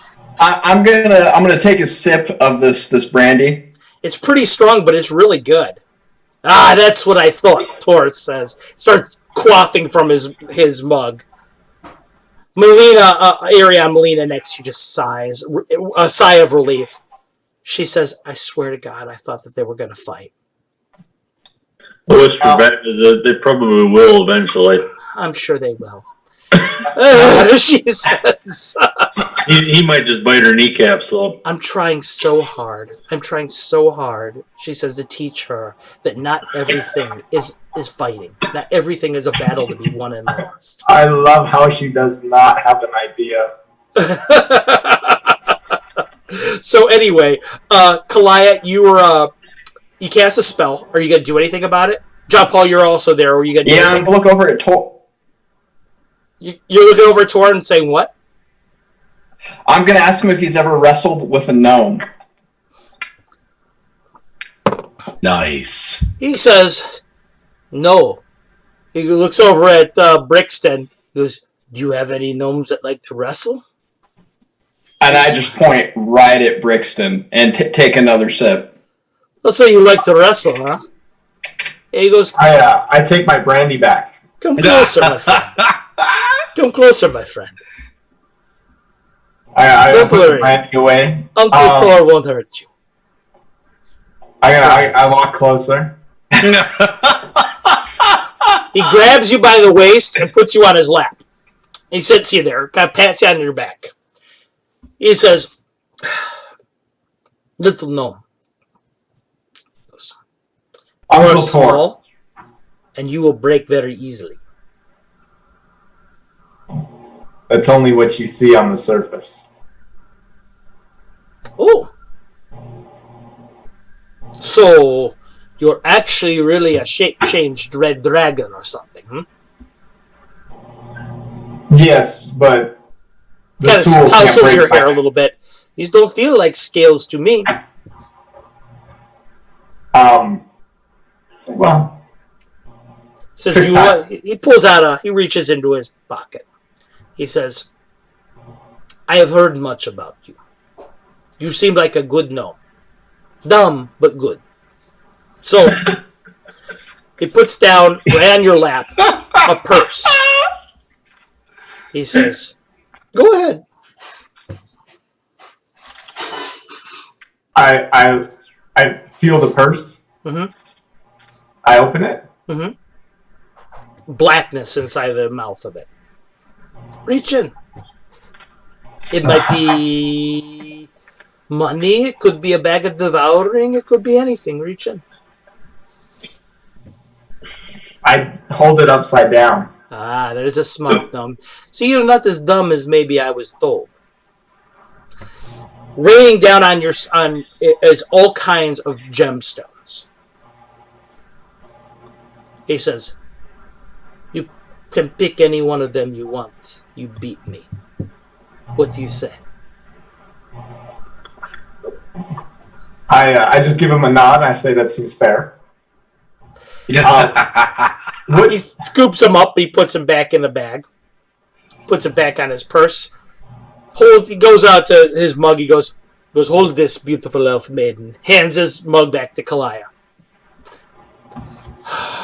Now, are all my spells exhausted for the day? Yeah, no, actually, you still got color spray, and you still got. You also usually do 2 delusion, so you also have that. He picks you up by your waist like a little child and puts you at his feet. Well, I usually have enlarged too. Do I have that one? Make me a 20 since you didn't declare your spells. 13. Yeah, sure. You have enlarged today. He puts you down on the ground in front of you.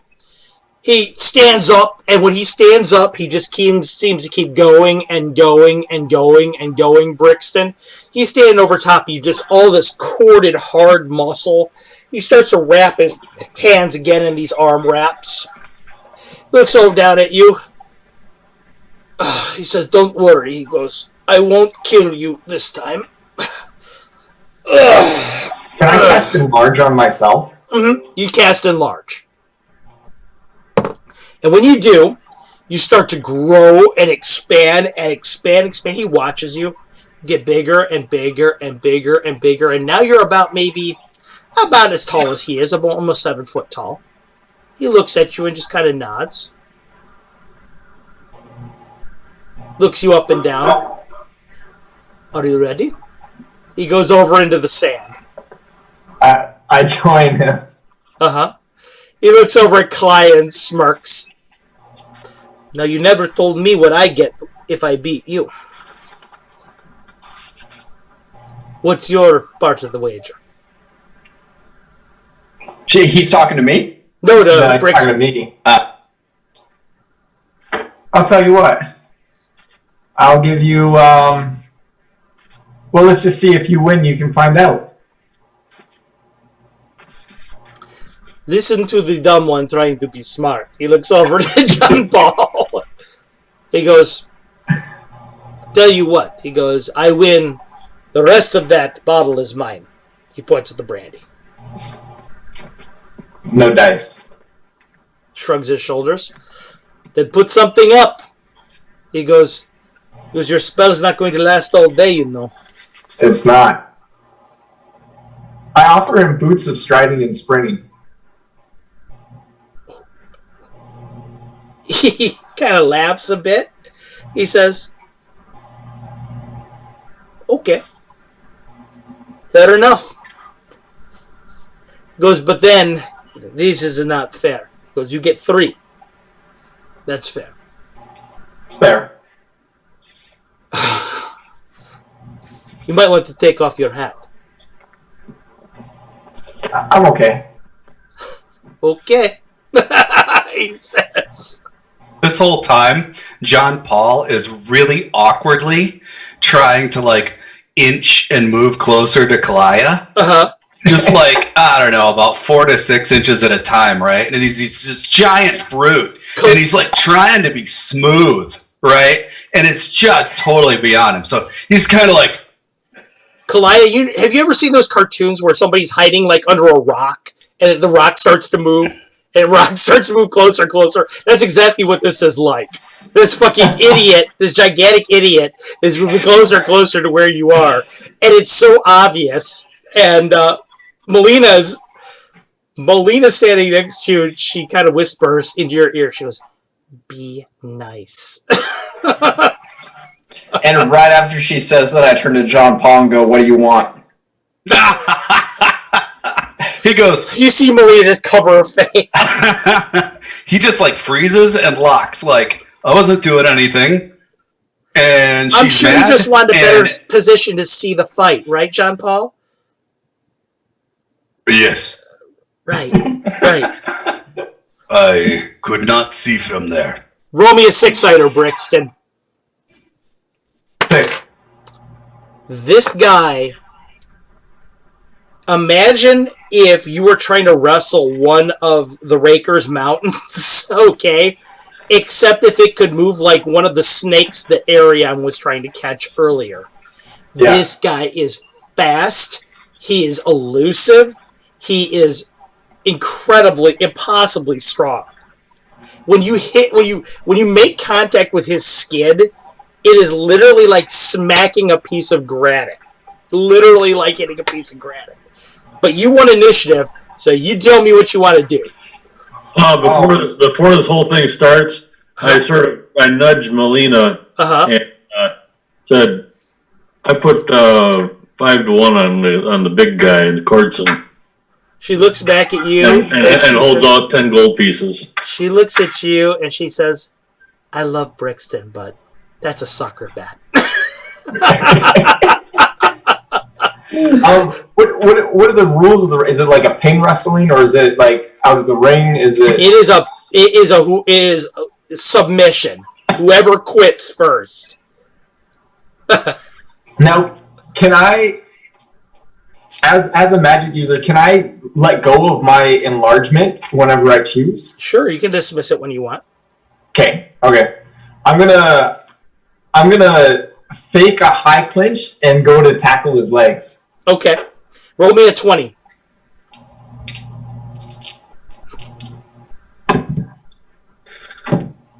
$18. Okay. You go and you tackle his legs. Roll me a 6-sider. 3. Okay. You hit him, and you feel like you might have dislocated your jaw and your shoulder when you hit him, but you got him around the legs. Maldrid's going to try to bite his kneecap. It's not moving. Kalaya, it's the first time anyone's ever heard her laugh. Tor, you feel grab your shoulders. He picks you up. Roll me a 20. 11. And he grabs you in this massive bear hug. The first thing that you hear is you hear the sound of every ounce of wind in your body leaving it. As he begins to crush you in this bear hug. And he whispers in your ear, "Hello, little Brixton." He says. He goes, "Tell me when you quit. I'll leave enough air for that." I'm gonna drop my enlargement. Okay.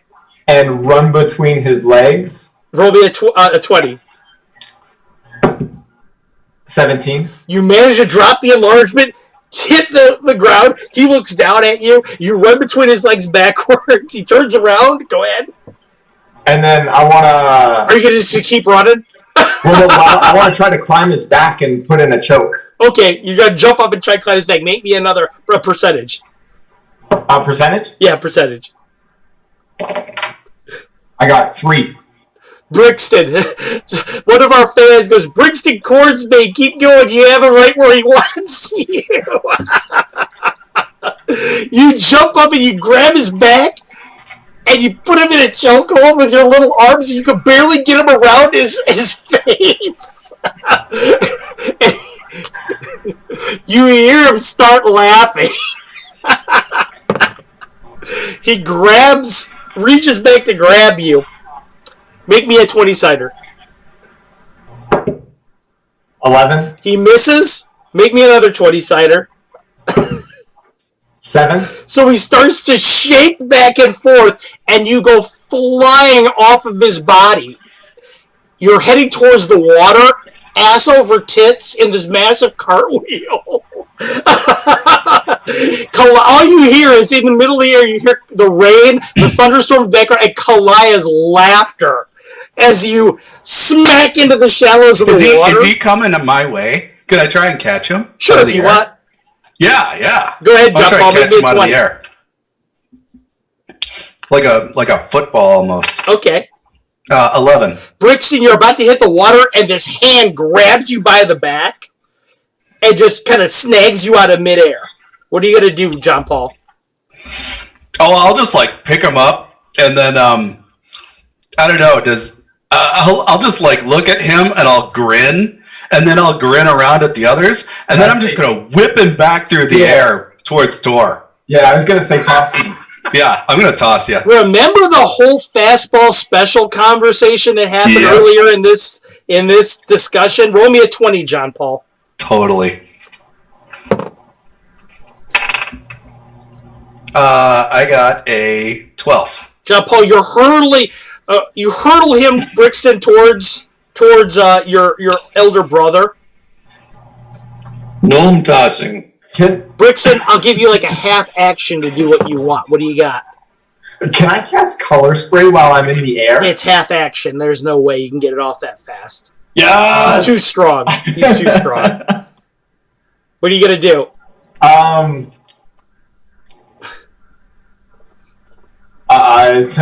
don't know. I'm flying right at him, hey? Mm-hmm.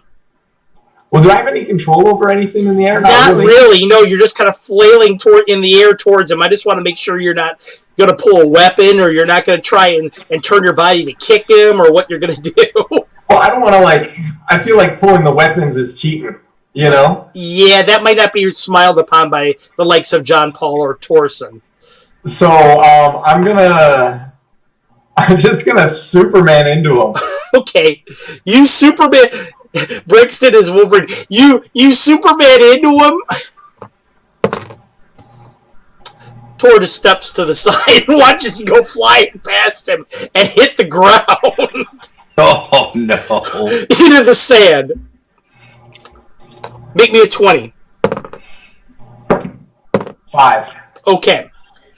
Before you know it, this mountain, since we're going with the superhero themes, you remember the scene in Secret Wars when Dr. Doom dropped the entire mountain on the Hulk?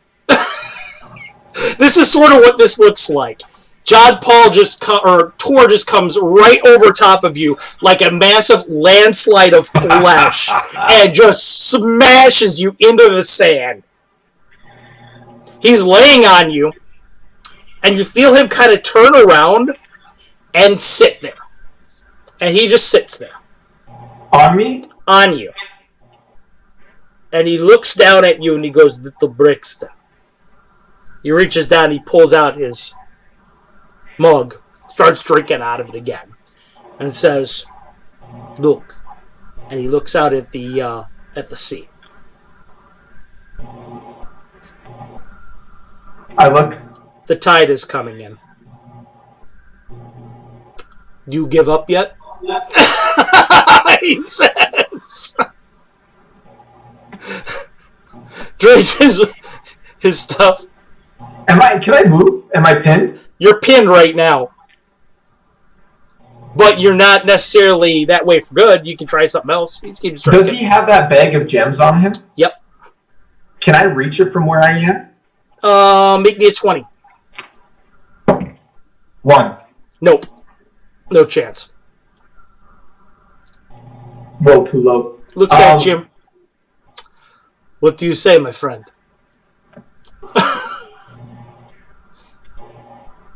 I say I almost had you. You did for a second. You really had me. He goes, "Oh, I'm being rude." He takes his mug. Want some? Thank you. He pours a little bit down in your mouth. It's really, really, really strong mead. He starts drinking again. Looks like sea's going to be very choppy today. Keeps drinking. Well, good thing we're not out at sea. Just quit, Melina says, yelling at you from the side. I'm gonna tap him on the side and be like, "All right, Tor. Good. I'll let you win this time." He grabs it, he throws you up in the air like a kid and catches you. He goes, "The best part is," he goes, "I know those shoes aren't for you to give." He goes, "I just wanted to have something fun in the balance." He goes, "Go see your friends." He goes, "But one thing," he goes, "you have my respect."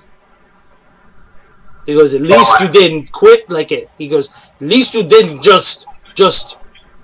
What did you say earlier, John Paul? What did these types say? You didn't bitch out. I give you that." I kind of, give him a nod. He looks over at Kalai and just grins. I'll walk over and I'll slap Tor on the shoulder too, and I'll kind of point my thumb over at Brixton and I'll say, "The little one went easy on you. He can breathe water when he wants to. You would have been there all night." I didn't know, so you're right. I know. Ah, very good, Brixton. So you have some honor too. Funny. You have some honor. I give you that. That was good. I know. That was He's good. so good to have around. He smiles. He goes, "Now I see why you hang out with these ones." He goes, "I thought he was a dummy at first. I thought he was so dumb. I thought he was so dumb that he was thrown from his gnomish enclave. But as it should turn out, he's actually pretty smart." He is. While the two brothers are talking, I'm gonna cast sleep on John Paul. Okay. I'm gonna. Yeah, I mean, in the middle of the conversation, so right. he just John Paul, actually, I take that.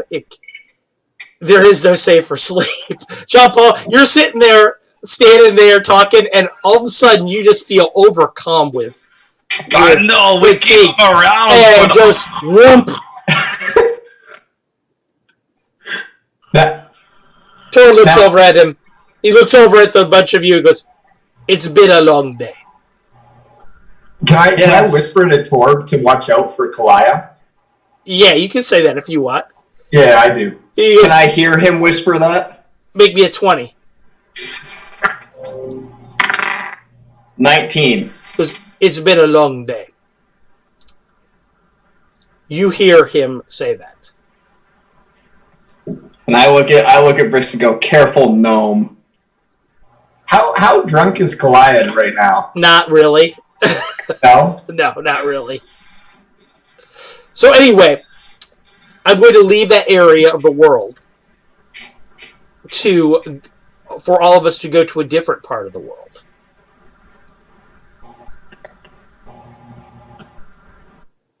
Let us go to the realm of shadows.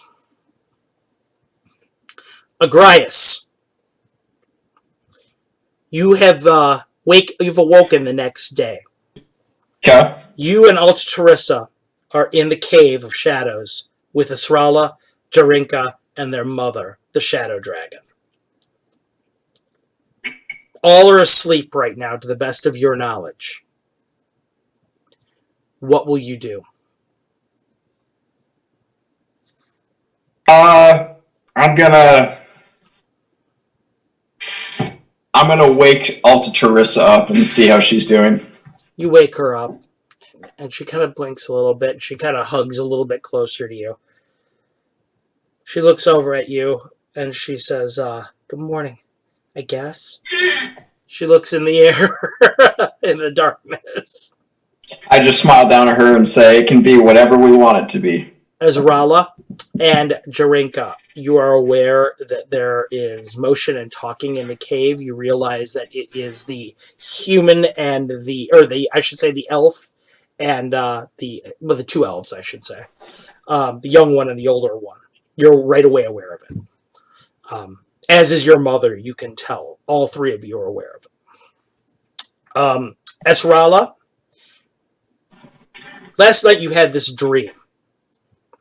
You had this dream that you were flying through the air, through the darkness of the plane of shadow, winding your way like a serpent, your long leathery wings flitting through the forest of where you live. And you were looking down, and below you, you could see the two elves, and they were running, looking back past themselves. Behind them, there were these strange creatures, all clad in black. They had these goggles on, and they were all pure, like glowing white. They had swords in their hands as they were chasing them. They were all casting these weird spells in which they would teleport throughout the trees and the shadows, and they were trying to kill them. Your sister was somewhere near you. You couldn't tell, but that was the part of the dream that you'd had. Jarinka, you had a dream as well last night. And the dream that you had was one of the elves, the male, was much older. He was a little bit younger, but the youngest of the elves was much older. And she was teaching him how to wield a sword. They were in some kind of tower. And she was teaching him all these techniques by which she could master shadow. And the things that she was doing were tricks that you thought only shadow dragons knew. She had become one with shadow in such a way, and she had mastered it in such a way that she had actually become part of it herself. She wasn't actually an elf anymore. She was more like you, a creature that was somewhere between light and darkness, that was the better than both of them somehow. Using abilities and tricks that only the dragons knew that you thought.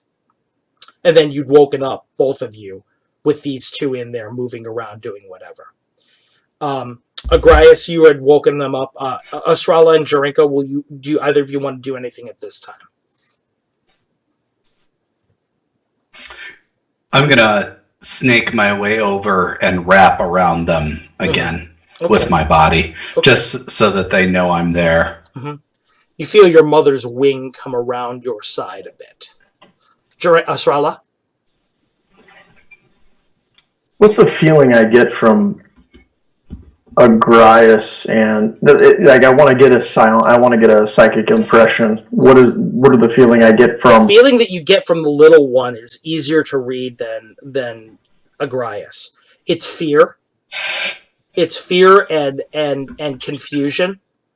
She wants to know what is going to happen because she doesn't really even understand everything yet. You can tell. As for Agrias, he seems very resolved. He's very steady. There's no fear in him. There's just a purpose, a sense of purpose. And with Alta Teresa, she fears. She's just uneasy, or she has an acute fear of us, or no, she's uneasy because you can tell that she doesn't know where her mother and father are. She doesn't know where they're going. She doesn't know what necessarily. She knows that there's people trying to kill her, but she doesn't know why. There's just a lot of confusion. Carlos, quick question just to establish for people who don't know and for me who can't remember. Okay. Which of us between Esrala and Jerenka are future seeing and which one is past seeing? Esrala can see the future psionically. Okay. She has the precognition ability, where Jarinka can see the past. Okay. Agrias, you can see the present. And that is what is going on. Esrala, will you do anything else? Yeah, the next thing that I wanted to try to do, the dream. Am I able to tell anything about their dream? I don't know the limit of the psionic impression. Can I tell anything about their dreams? Because we were wrapped around them. Was there any question. Kind of make me a percentage die, please? Percentage. 70. You get the impression, and you can get this as well, Jarinka, that your dreams were directly influenced by their presence. That you were reading their future, their past. Okay, that's interesting. Mm-hmm. Okay, I'll leave that for now. I have to think about that. I whisper quietly to my sister, flavorful they are. Their thoughts, their dreams, their future, their past. They seem loud even when they are quiet. Like sparks in the dark. Like ripples on the pond, there then gone. It would seem Go ahead, please, Esrala. It would seem that every time they breathe, they choke. They will learn, or they have. And you, your mother says, will teach them to breathe, whether they know it or not. Soon, the killers with the bright eyes will come. You must plan. Where will you go? What will you teach them to defend themselves? To swallow them in darkness. A little bit of a smirk curls into your mother's corner of her mouth. Agrias, what are you going to do? I'm just gonna keep holding Alta Teresa and kind of caress her back while she's still kind of waking up. You. Agrias, you are aware. Make me a percentage die.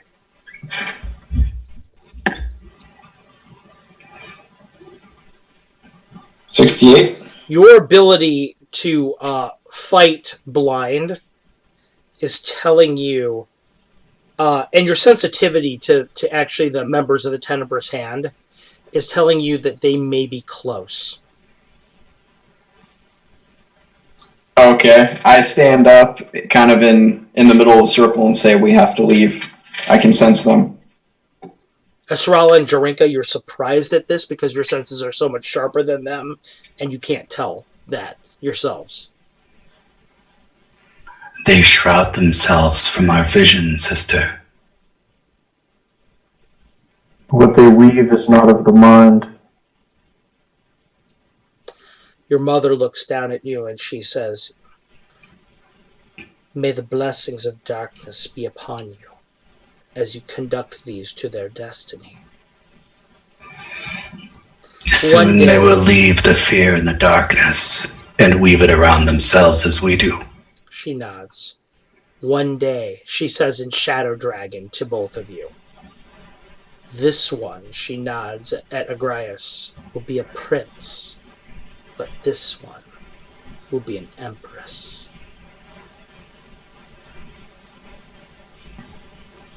She says,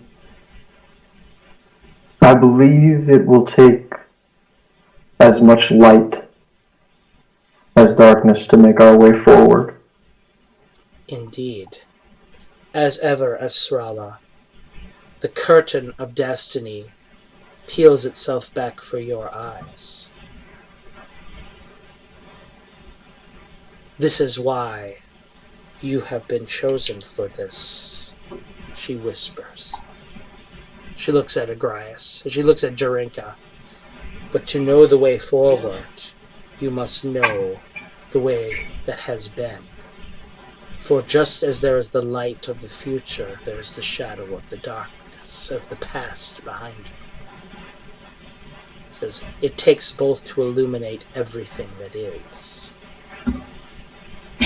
These bright lights wear things over their eyes. Is that their weakness, elf? Agrias? From my experience, yes. Then we shall take that away. Alta Teresa says, just in a meek, kind of quiet voice, "I have a sword." She kind of holds up her little, it's basically just a wakizashi, meaning that a ninjato. She holds it up. "I have a sword, and I can fight them too." Estrella looks into the Patrick. My bad. Estrella looks into the distance in the direction that Alta Teresa is looking and says, sort of looking forward on Alta Teresa's path, and says, "You will need it before our time is done." She looks over at Agrias, says in a voice that's kind of trembling a little bit, but she's trying her best, "I'll be ready." And without saying anything, Estrella gives the impression that she believes it for whatever reason. Well, probably because she can see the future. Yes, she can see the future. Jarinka, I need to know exactly how you guys are going to leave this cave and what your plans are for everyone to remain hidden. We're going to fly. Both of you are going to fly? Because we can. Mm-hmm. I didn't see anything in the dream with them flying, right? No, you did not. Well, let's do this the good and easy way then. Well, I have a die roll, I think. Okay. Ezrala, what will you want to do with them? Well, it's really not just me alone. It would take me and my sister. But of the two of them, the two elves, can we tell which one most represents the past and which one most represents the future? Yes, absolutely. Agrias definitely represents the future, whereas Alta Teresa represents the past. And it surprises you that that's the case. Yeah. Mm-hmm. Agrias is definitely the future. I probably don't need to communicate that to my sister. She's gonna feel what I feel. So my action will be to crane my neck down so that Alta Teresa can climb aboard. She does. She looks at Agrias, kind of like a little bit afraid, like she doesn't know if this is the right thing to do, but she's going to do it anyway. Because a moment after my sister does, I do the same for him. Agrias, are you going to climb aboard a dragon? Yeah. Okay, you're both aboard these two massive dragons. They're kind of serpentine, like shadow dragons are, like snakes with great wings and these powerful bodies underneath them. They seem like they're made out of volcanic glass, this utter obsidian, but yet it's flexible. It's cold to the touch. Their every breath seems to leech the life out of the air in front of them. You're aboard them both. Jarinka and Asrala, where will you go? I think we're going to go straight up. Yeah, the instant that we feel like they're secure, we're just going to launch straight up into the air. And I'm going to tell Alta Teresa, shield your eyes. Okay, she does. Close your eyes. You will not need to see. And from here forward, the darkness will comfort you. She closes her eyes.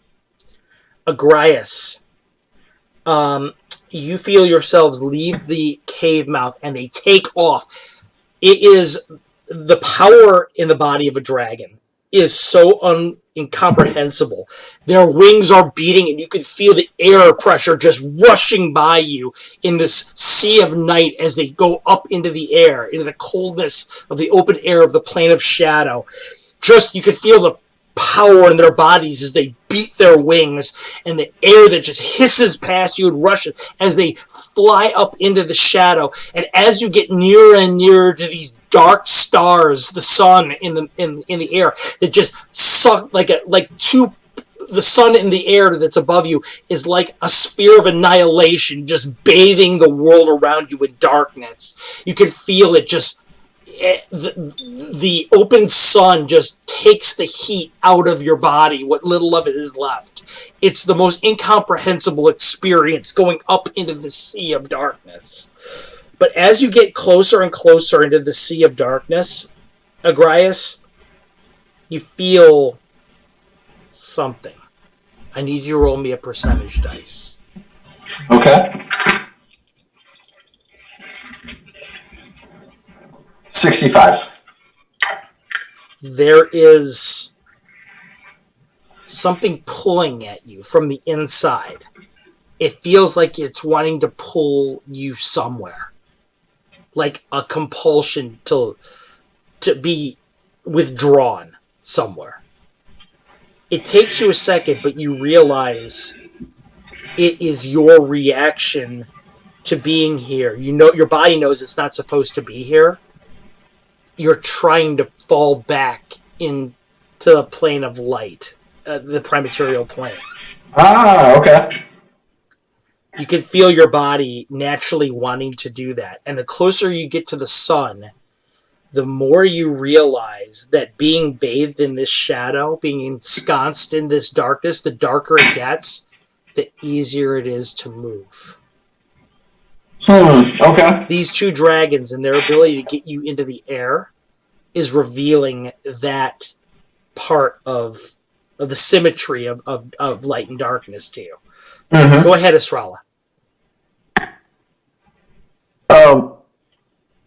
Can my sister and I feel that upon that notion upon Yeah, you feel him? that linkage. But there's also Jarinka and Asrala. You feel this weird, like, as the stars will connect each other like in constellations, you feel a connection between Agrias that's this thick cord that disappears into that dark sun. But you also feel a tiny one from him going back towards that city he left. This tiny, inconsistent one. This is going to be a weird descriptor, but is the brightness any different between the two? Yeah. The brightness goes towards something alive like them. In the direction of the sun. No, in the direction of the city. In the direction of the city. Well, I don't know. Yeah, past and present, it's tricky. But my question would be, do I get the feeling that the city, we're going straight up. Do I get the feeling that the city is in front of us? You get the feeling that because of your nature as a shadow dragon, time and this place, you are one with shadow. Time and space are relative to you. Mm-hmm. The city can be right in front of you if you wanted it to be. Jarinka, you can tell that this connection between him and whatever is in the city lies in the past. Agrias, you're there beat with these huge wing beats going up into the air. Asrala, what will you do? Jarinka, what will you do? You're going straight up in the air with these two. It's getting colder and colder. The air is getting it's that strange feeling of being ensconced in shadow is becoming greater and greater all around you. I'll speak to Agrias. How hard is that with us being in the air? Not at all for you. Okay. So I'll just kind of speak to him and say, where are these that seek you?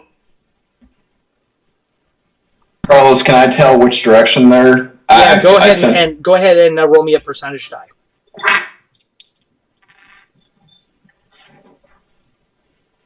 $18. Like tiny points of light, you can see them all expanding out of the city. Tiny little motes of light, all diffusing around the city, from the city. I respond in the city and say, there seems to be many of them, white specks.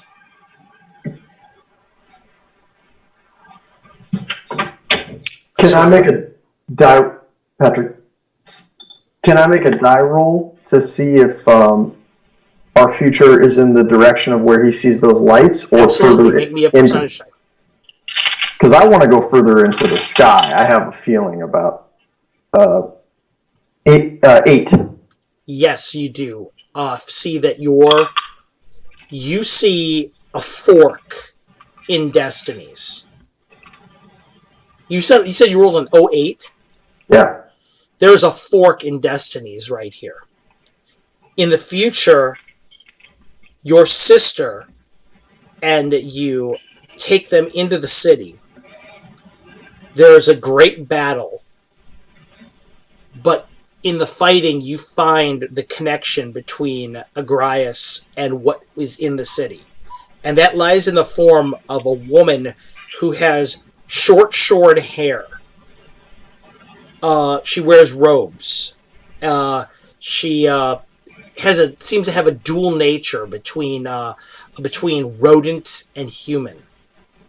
Mm. Okay. There's another fork in history where you continue to go straight ahead into the darkness of the sun. And? There, the future seems like it forks in many, many ways. It just splinters. Okay, my sister can definitely feel this from me. Oh yeah. And all those up. And I make it clear that my intention is to fly into the firmament above. Jarinka? Sorry, kid. Okay. Could you repeat that last part? I'm suggesting, Magnus, that we continue forth zenith, because the feeling that I read of the light specks beneath in the city was in the future, and our present could be directly in front of us, and that has more forks than what's below. Jarinka, make me a percentage die.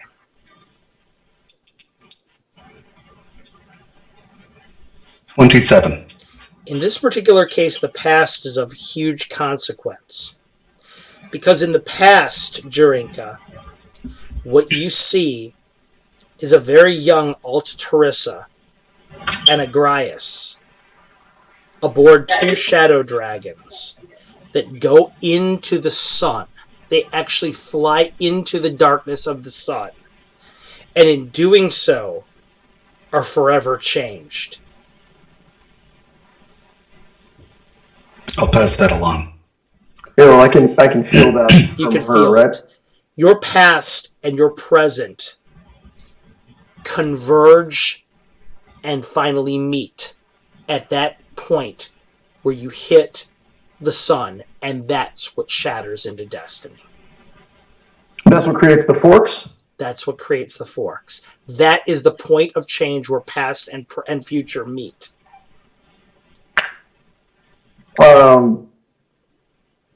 It will change everything if you do that. You can tell. Sister, I believe that we can continue to fly into the zenith and still arrive in the city for this battle. I just start going that way. That's where I'm going. Estrella and Jarinka. Agrias, in some strange way, you find yourselves higher and higher in the air until there is no air. There is no wind. There are no stars. All there is darkness. The sun is growing darker and darker, bigger and bigger, looming in front of you. And you find yourselves heading right to that singular point, that gigantic, looming, monolithic sun of darkness.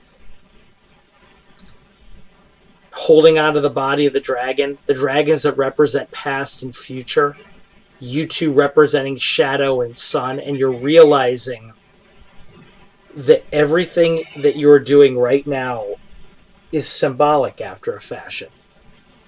It's everything converging, everything in existence converging upon one point to make up everything in existence. It's all the teachings that you've been taught, the way that everything, darkness and light, converge to make everything. And you're noticing the shadows, the splinters are going to become shadows. They're going to become the shadows of everything in creation when you hit that point. What you are thinking is, Agrias, as you get closer, there was no secret that you would be representations of past and present and future that would hit this one point. Because what you're realizing is when they hit this spot, this is the creation of everything. You are creating existence by hitting this. This is what the destiny was always meant to be, is you are creating the prime material plane by doing this. You are creating existence. And as the 2 dragons reach that one point, you hit that great disk in the air, that non-sun, that anti-sun that's in the air. You hit it, you feel everything shatter in the air around you. Like hitting this great glass wall. Everything fractures around you. Suddenly, everything becomes nothing, becomes everything in an instant. Shadows explode out around you, and you see mountains created by them. You see rivers, oceans, races of humanity. The elvish race is birthed by this shattering into darkness. You see yourself unmade, recreated, unmade again, recreated. History, continuums, everything is just created all around you in this great symbolic expression of history. The will of the gods has been made by your explosion through time and space. Asrala and Jarinka, you find yourselves in a moment swimming through this preternatural soup of creation that's been made in this. Agrias, you blink your eyes twice, and you feel stone beneath you. Light is in the air. but kind of the shadowy, weird light.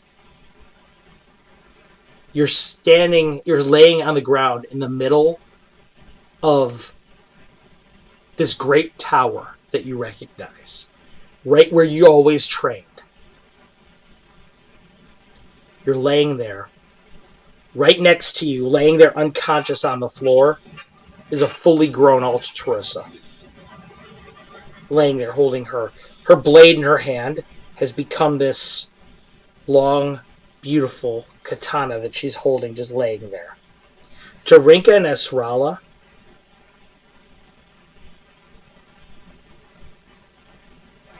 Jarinka, you look back, and for the first time in your life, you're capable of seeing everything in the future.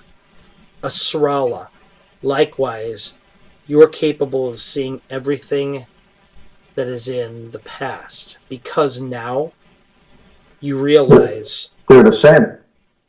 Well, now you realize you are the future, and you are the past. You are the two primal forces that would become time. One of you is the future, one of you is the past. And now everyone knows how it was that this entire continuum was created. Shadow exploding into substance, creating that big primal light by which everything would take place and shape. Agrias, by unmaking yourself, by unmaking the past, by making friends with these people and unmaking the future, you have managed to come back into the prime material plane. You have fulfilled that cycle of past, present, and future. And now everything is as it should be again. You hear her breath on the floor. Esrala and Jarinka, you're like unto, not even gods, you're forces, primal forces that are past, present, and future. Primordial, yes. Colonels. Agrias, you're laying there on the floor, you can hear your light breathing. Your flesh seems to be a lot like Altaturissa's, where it is stuff that is not quite elvish anymore. Through your travels, you have unmade and recreated yourself. You have done exactly as she predicted you would.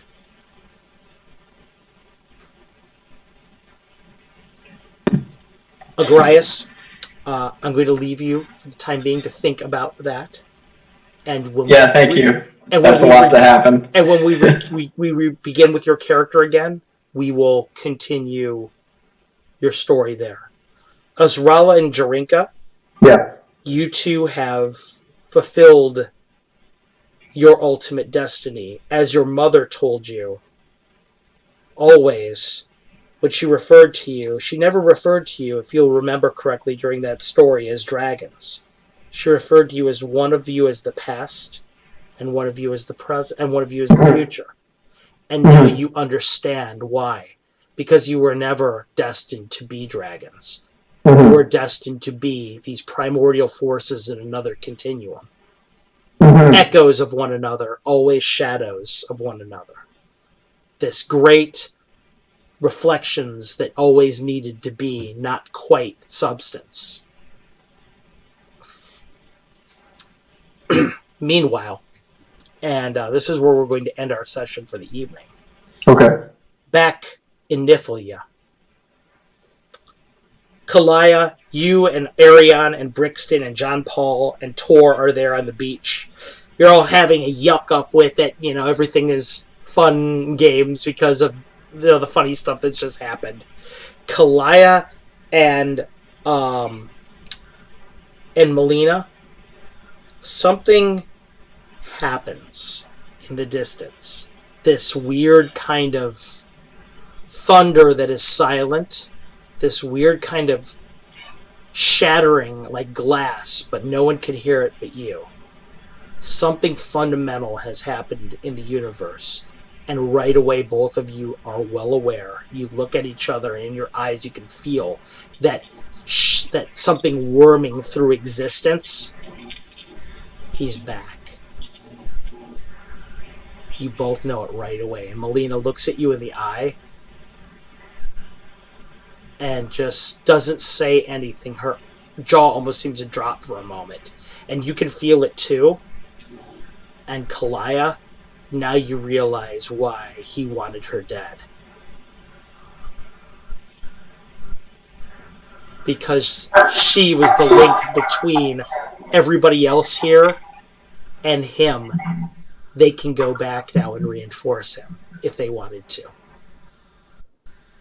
And now you know why she had to die. But you not killing her has now placed you firmly in the path of his destiny. Arion, Brixton, John Paul.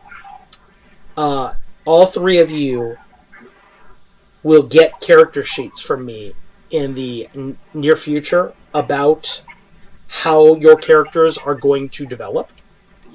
I'm going to continue with Arion a little bit further with his training, because he's got to be trained in his clerical part.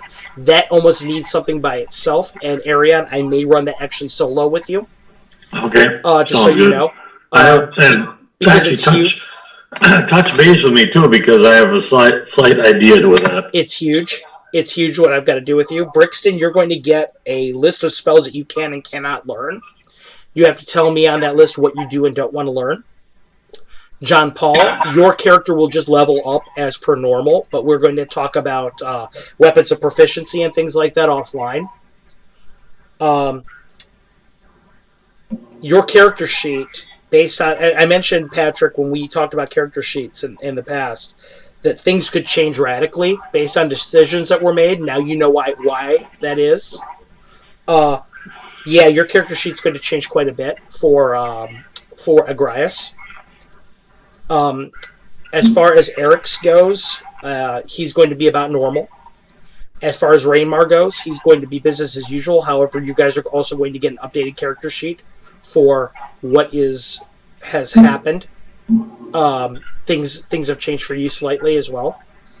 And you're going to also get a character sheet for Noric, Jeremy, because he is now a first level cleric of Ares, technically. Yeah, right. I get that. Okay. Also, too, I've given the handles of sandals of Hermes to Eric's. So okay, Eric's in that particular case.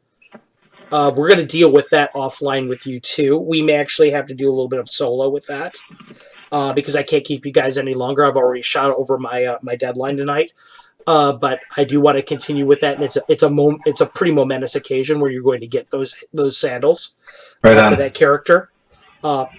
Right now, in particular, the theme of this part of the first Betrayal is rebirth. All of you have undergone something massive.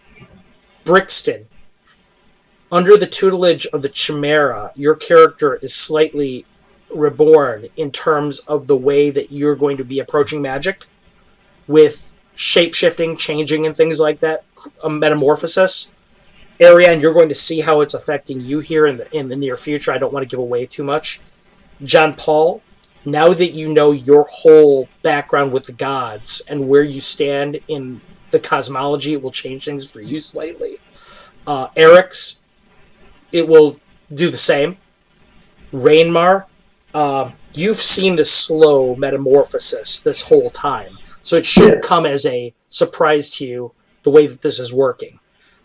And Agrias, you've effectively, in the words of Tool, stepped through your shadow and come out the other side. Yeah. So your character will be forever changed in this regard too. All of your characters have undergone a major, major change as a result of this level up. 4th level is a big deal in D&D because it, for every class, unlocks different abilities, strange things, momentous decisions have to be made. This is why I wanted to launch this whole thing right now for all of you, because it's big in terms of player characters. 4th and 8th level are huge for characters in D&D. all classes. So question though, are we? I thought we were going to third. Or are you talking next time? Oh no. Think about all the magic items that you guys have gotten. Think about everything that's happened. You guys will be all going to 4th level. Okay, so we're actually doing a double jump. You're doing a double jump in the way that I was just curious because usually most DMs do not allow more than a single level jump, but because I looked at you guys' experience points, I realized I had to do something momentous to introduce a double level jump. Okay. This is it. This was the big moment. This was Kalaya having to decide whether or not she was going to kill her sister or she was going to throw her lot in with you. This was Brixton, the whole idea of the chrysalis and metamorphosis. This was Arion. You're going to see the metaphor of the serpent and the shedding of skin. Magnus, it was the idea of you tapping into being a god in your own right, a demigod in your own right, possibly. It's Eric's being in touch with the Greek gods. It was Jeremy becoming almost becoming a king of a Knoll tribe in of itself, looking back at his heritage. It was him meeting with Calissa and Trotty and being part of history again. It was him taking that next step towards barddom, even if it wasn't apparent. It's that metamorphosis with him too. He's going to have decisions to make too going forward because he's a little bit ahead of you in terms of level. We now get to start talking about thieves. One quick thing before I forget. Right. I'll just end up messaging you privately about a couple ideas that maybe you can incorporate if we're going to do something with the clerical bent and sort of what my goals that I was thinking of. Absolutely. This is the best time to hit me with that because we're talking about you guys' future and the way that we're shaping your characters. So this is the time for everybody to hit me with your ideas. Oh, before I forget too, I remember you talking, this is, I don't know how many months ago now, but you had said something about, and I think you probably designed it, you just haven't expanded on it, about the history of Arian's history that he doesn't know. Yeah, it's already ready and it's set up. I just haven't rolled it out to you. I wasn't sure, so. The cleric thing is, as you'll find out, is meant to explain that. Okay. So, I'm going to let everyone go for the evening. Obviously, players stick around for a second, but we're gonna sign off for the evening. Tonight was a really momentous experience for everybody. I know I was jumping around a lot between games or parts of the game, but it was all designed to lead us into the next phase of this experience, and it was designed to eventually get everybody back together because now that Agrias is back in the prime, John Paul and Eric's have taken the next step, we can begin to bring everybody their destinies together again now that they've taken that next metamorphosis step.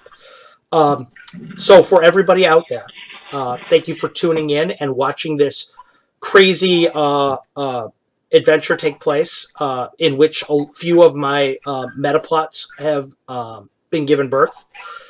The major meta plot is still yet to come, so tune in for that next time. But for my players, David Aho, Jeremy Brazil, Patrick Hope, Matthew Lazinski, and Magnus Miller-Wilson, I'm Carlos A.S. Lysing, your DM, and thank you for tuning in. See you next time on the first Betrayal. Have a good one, people.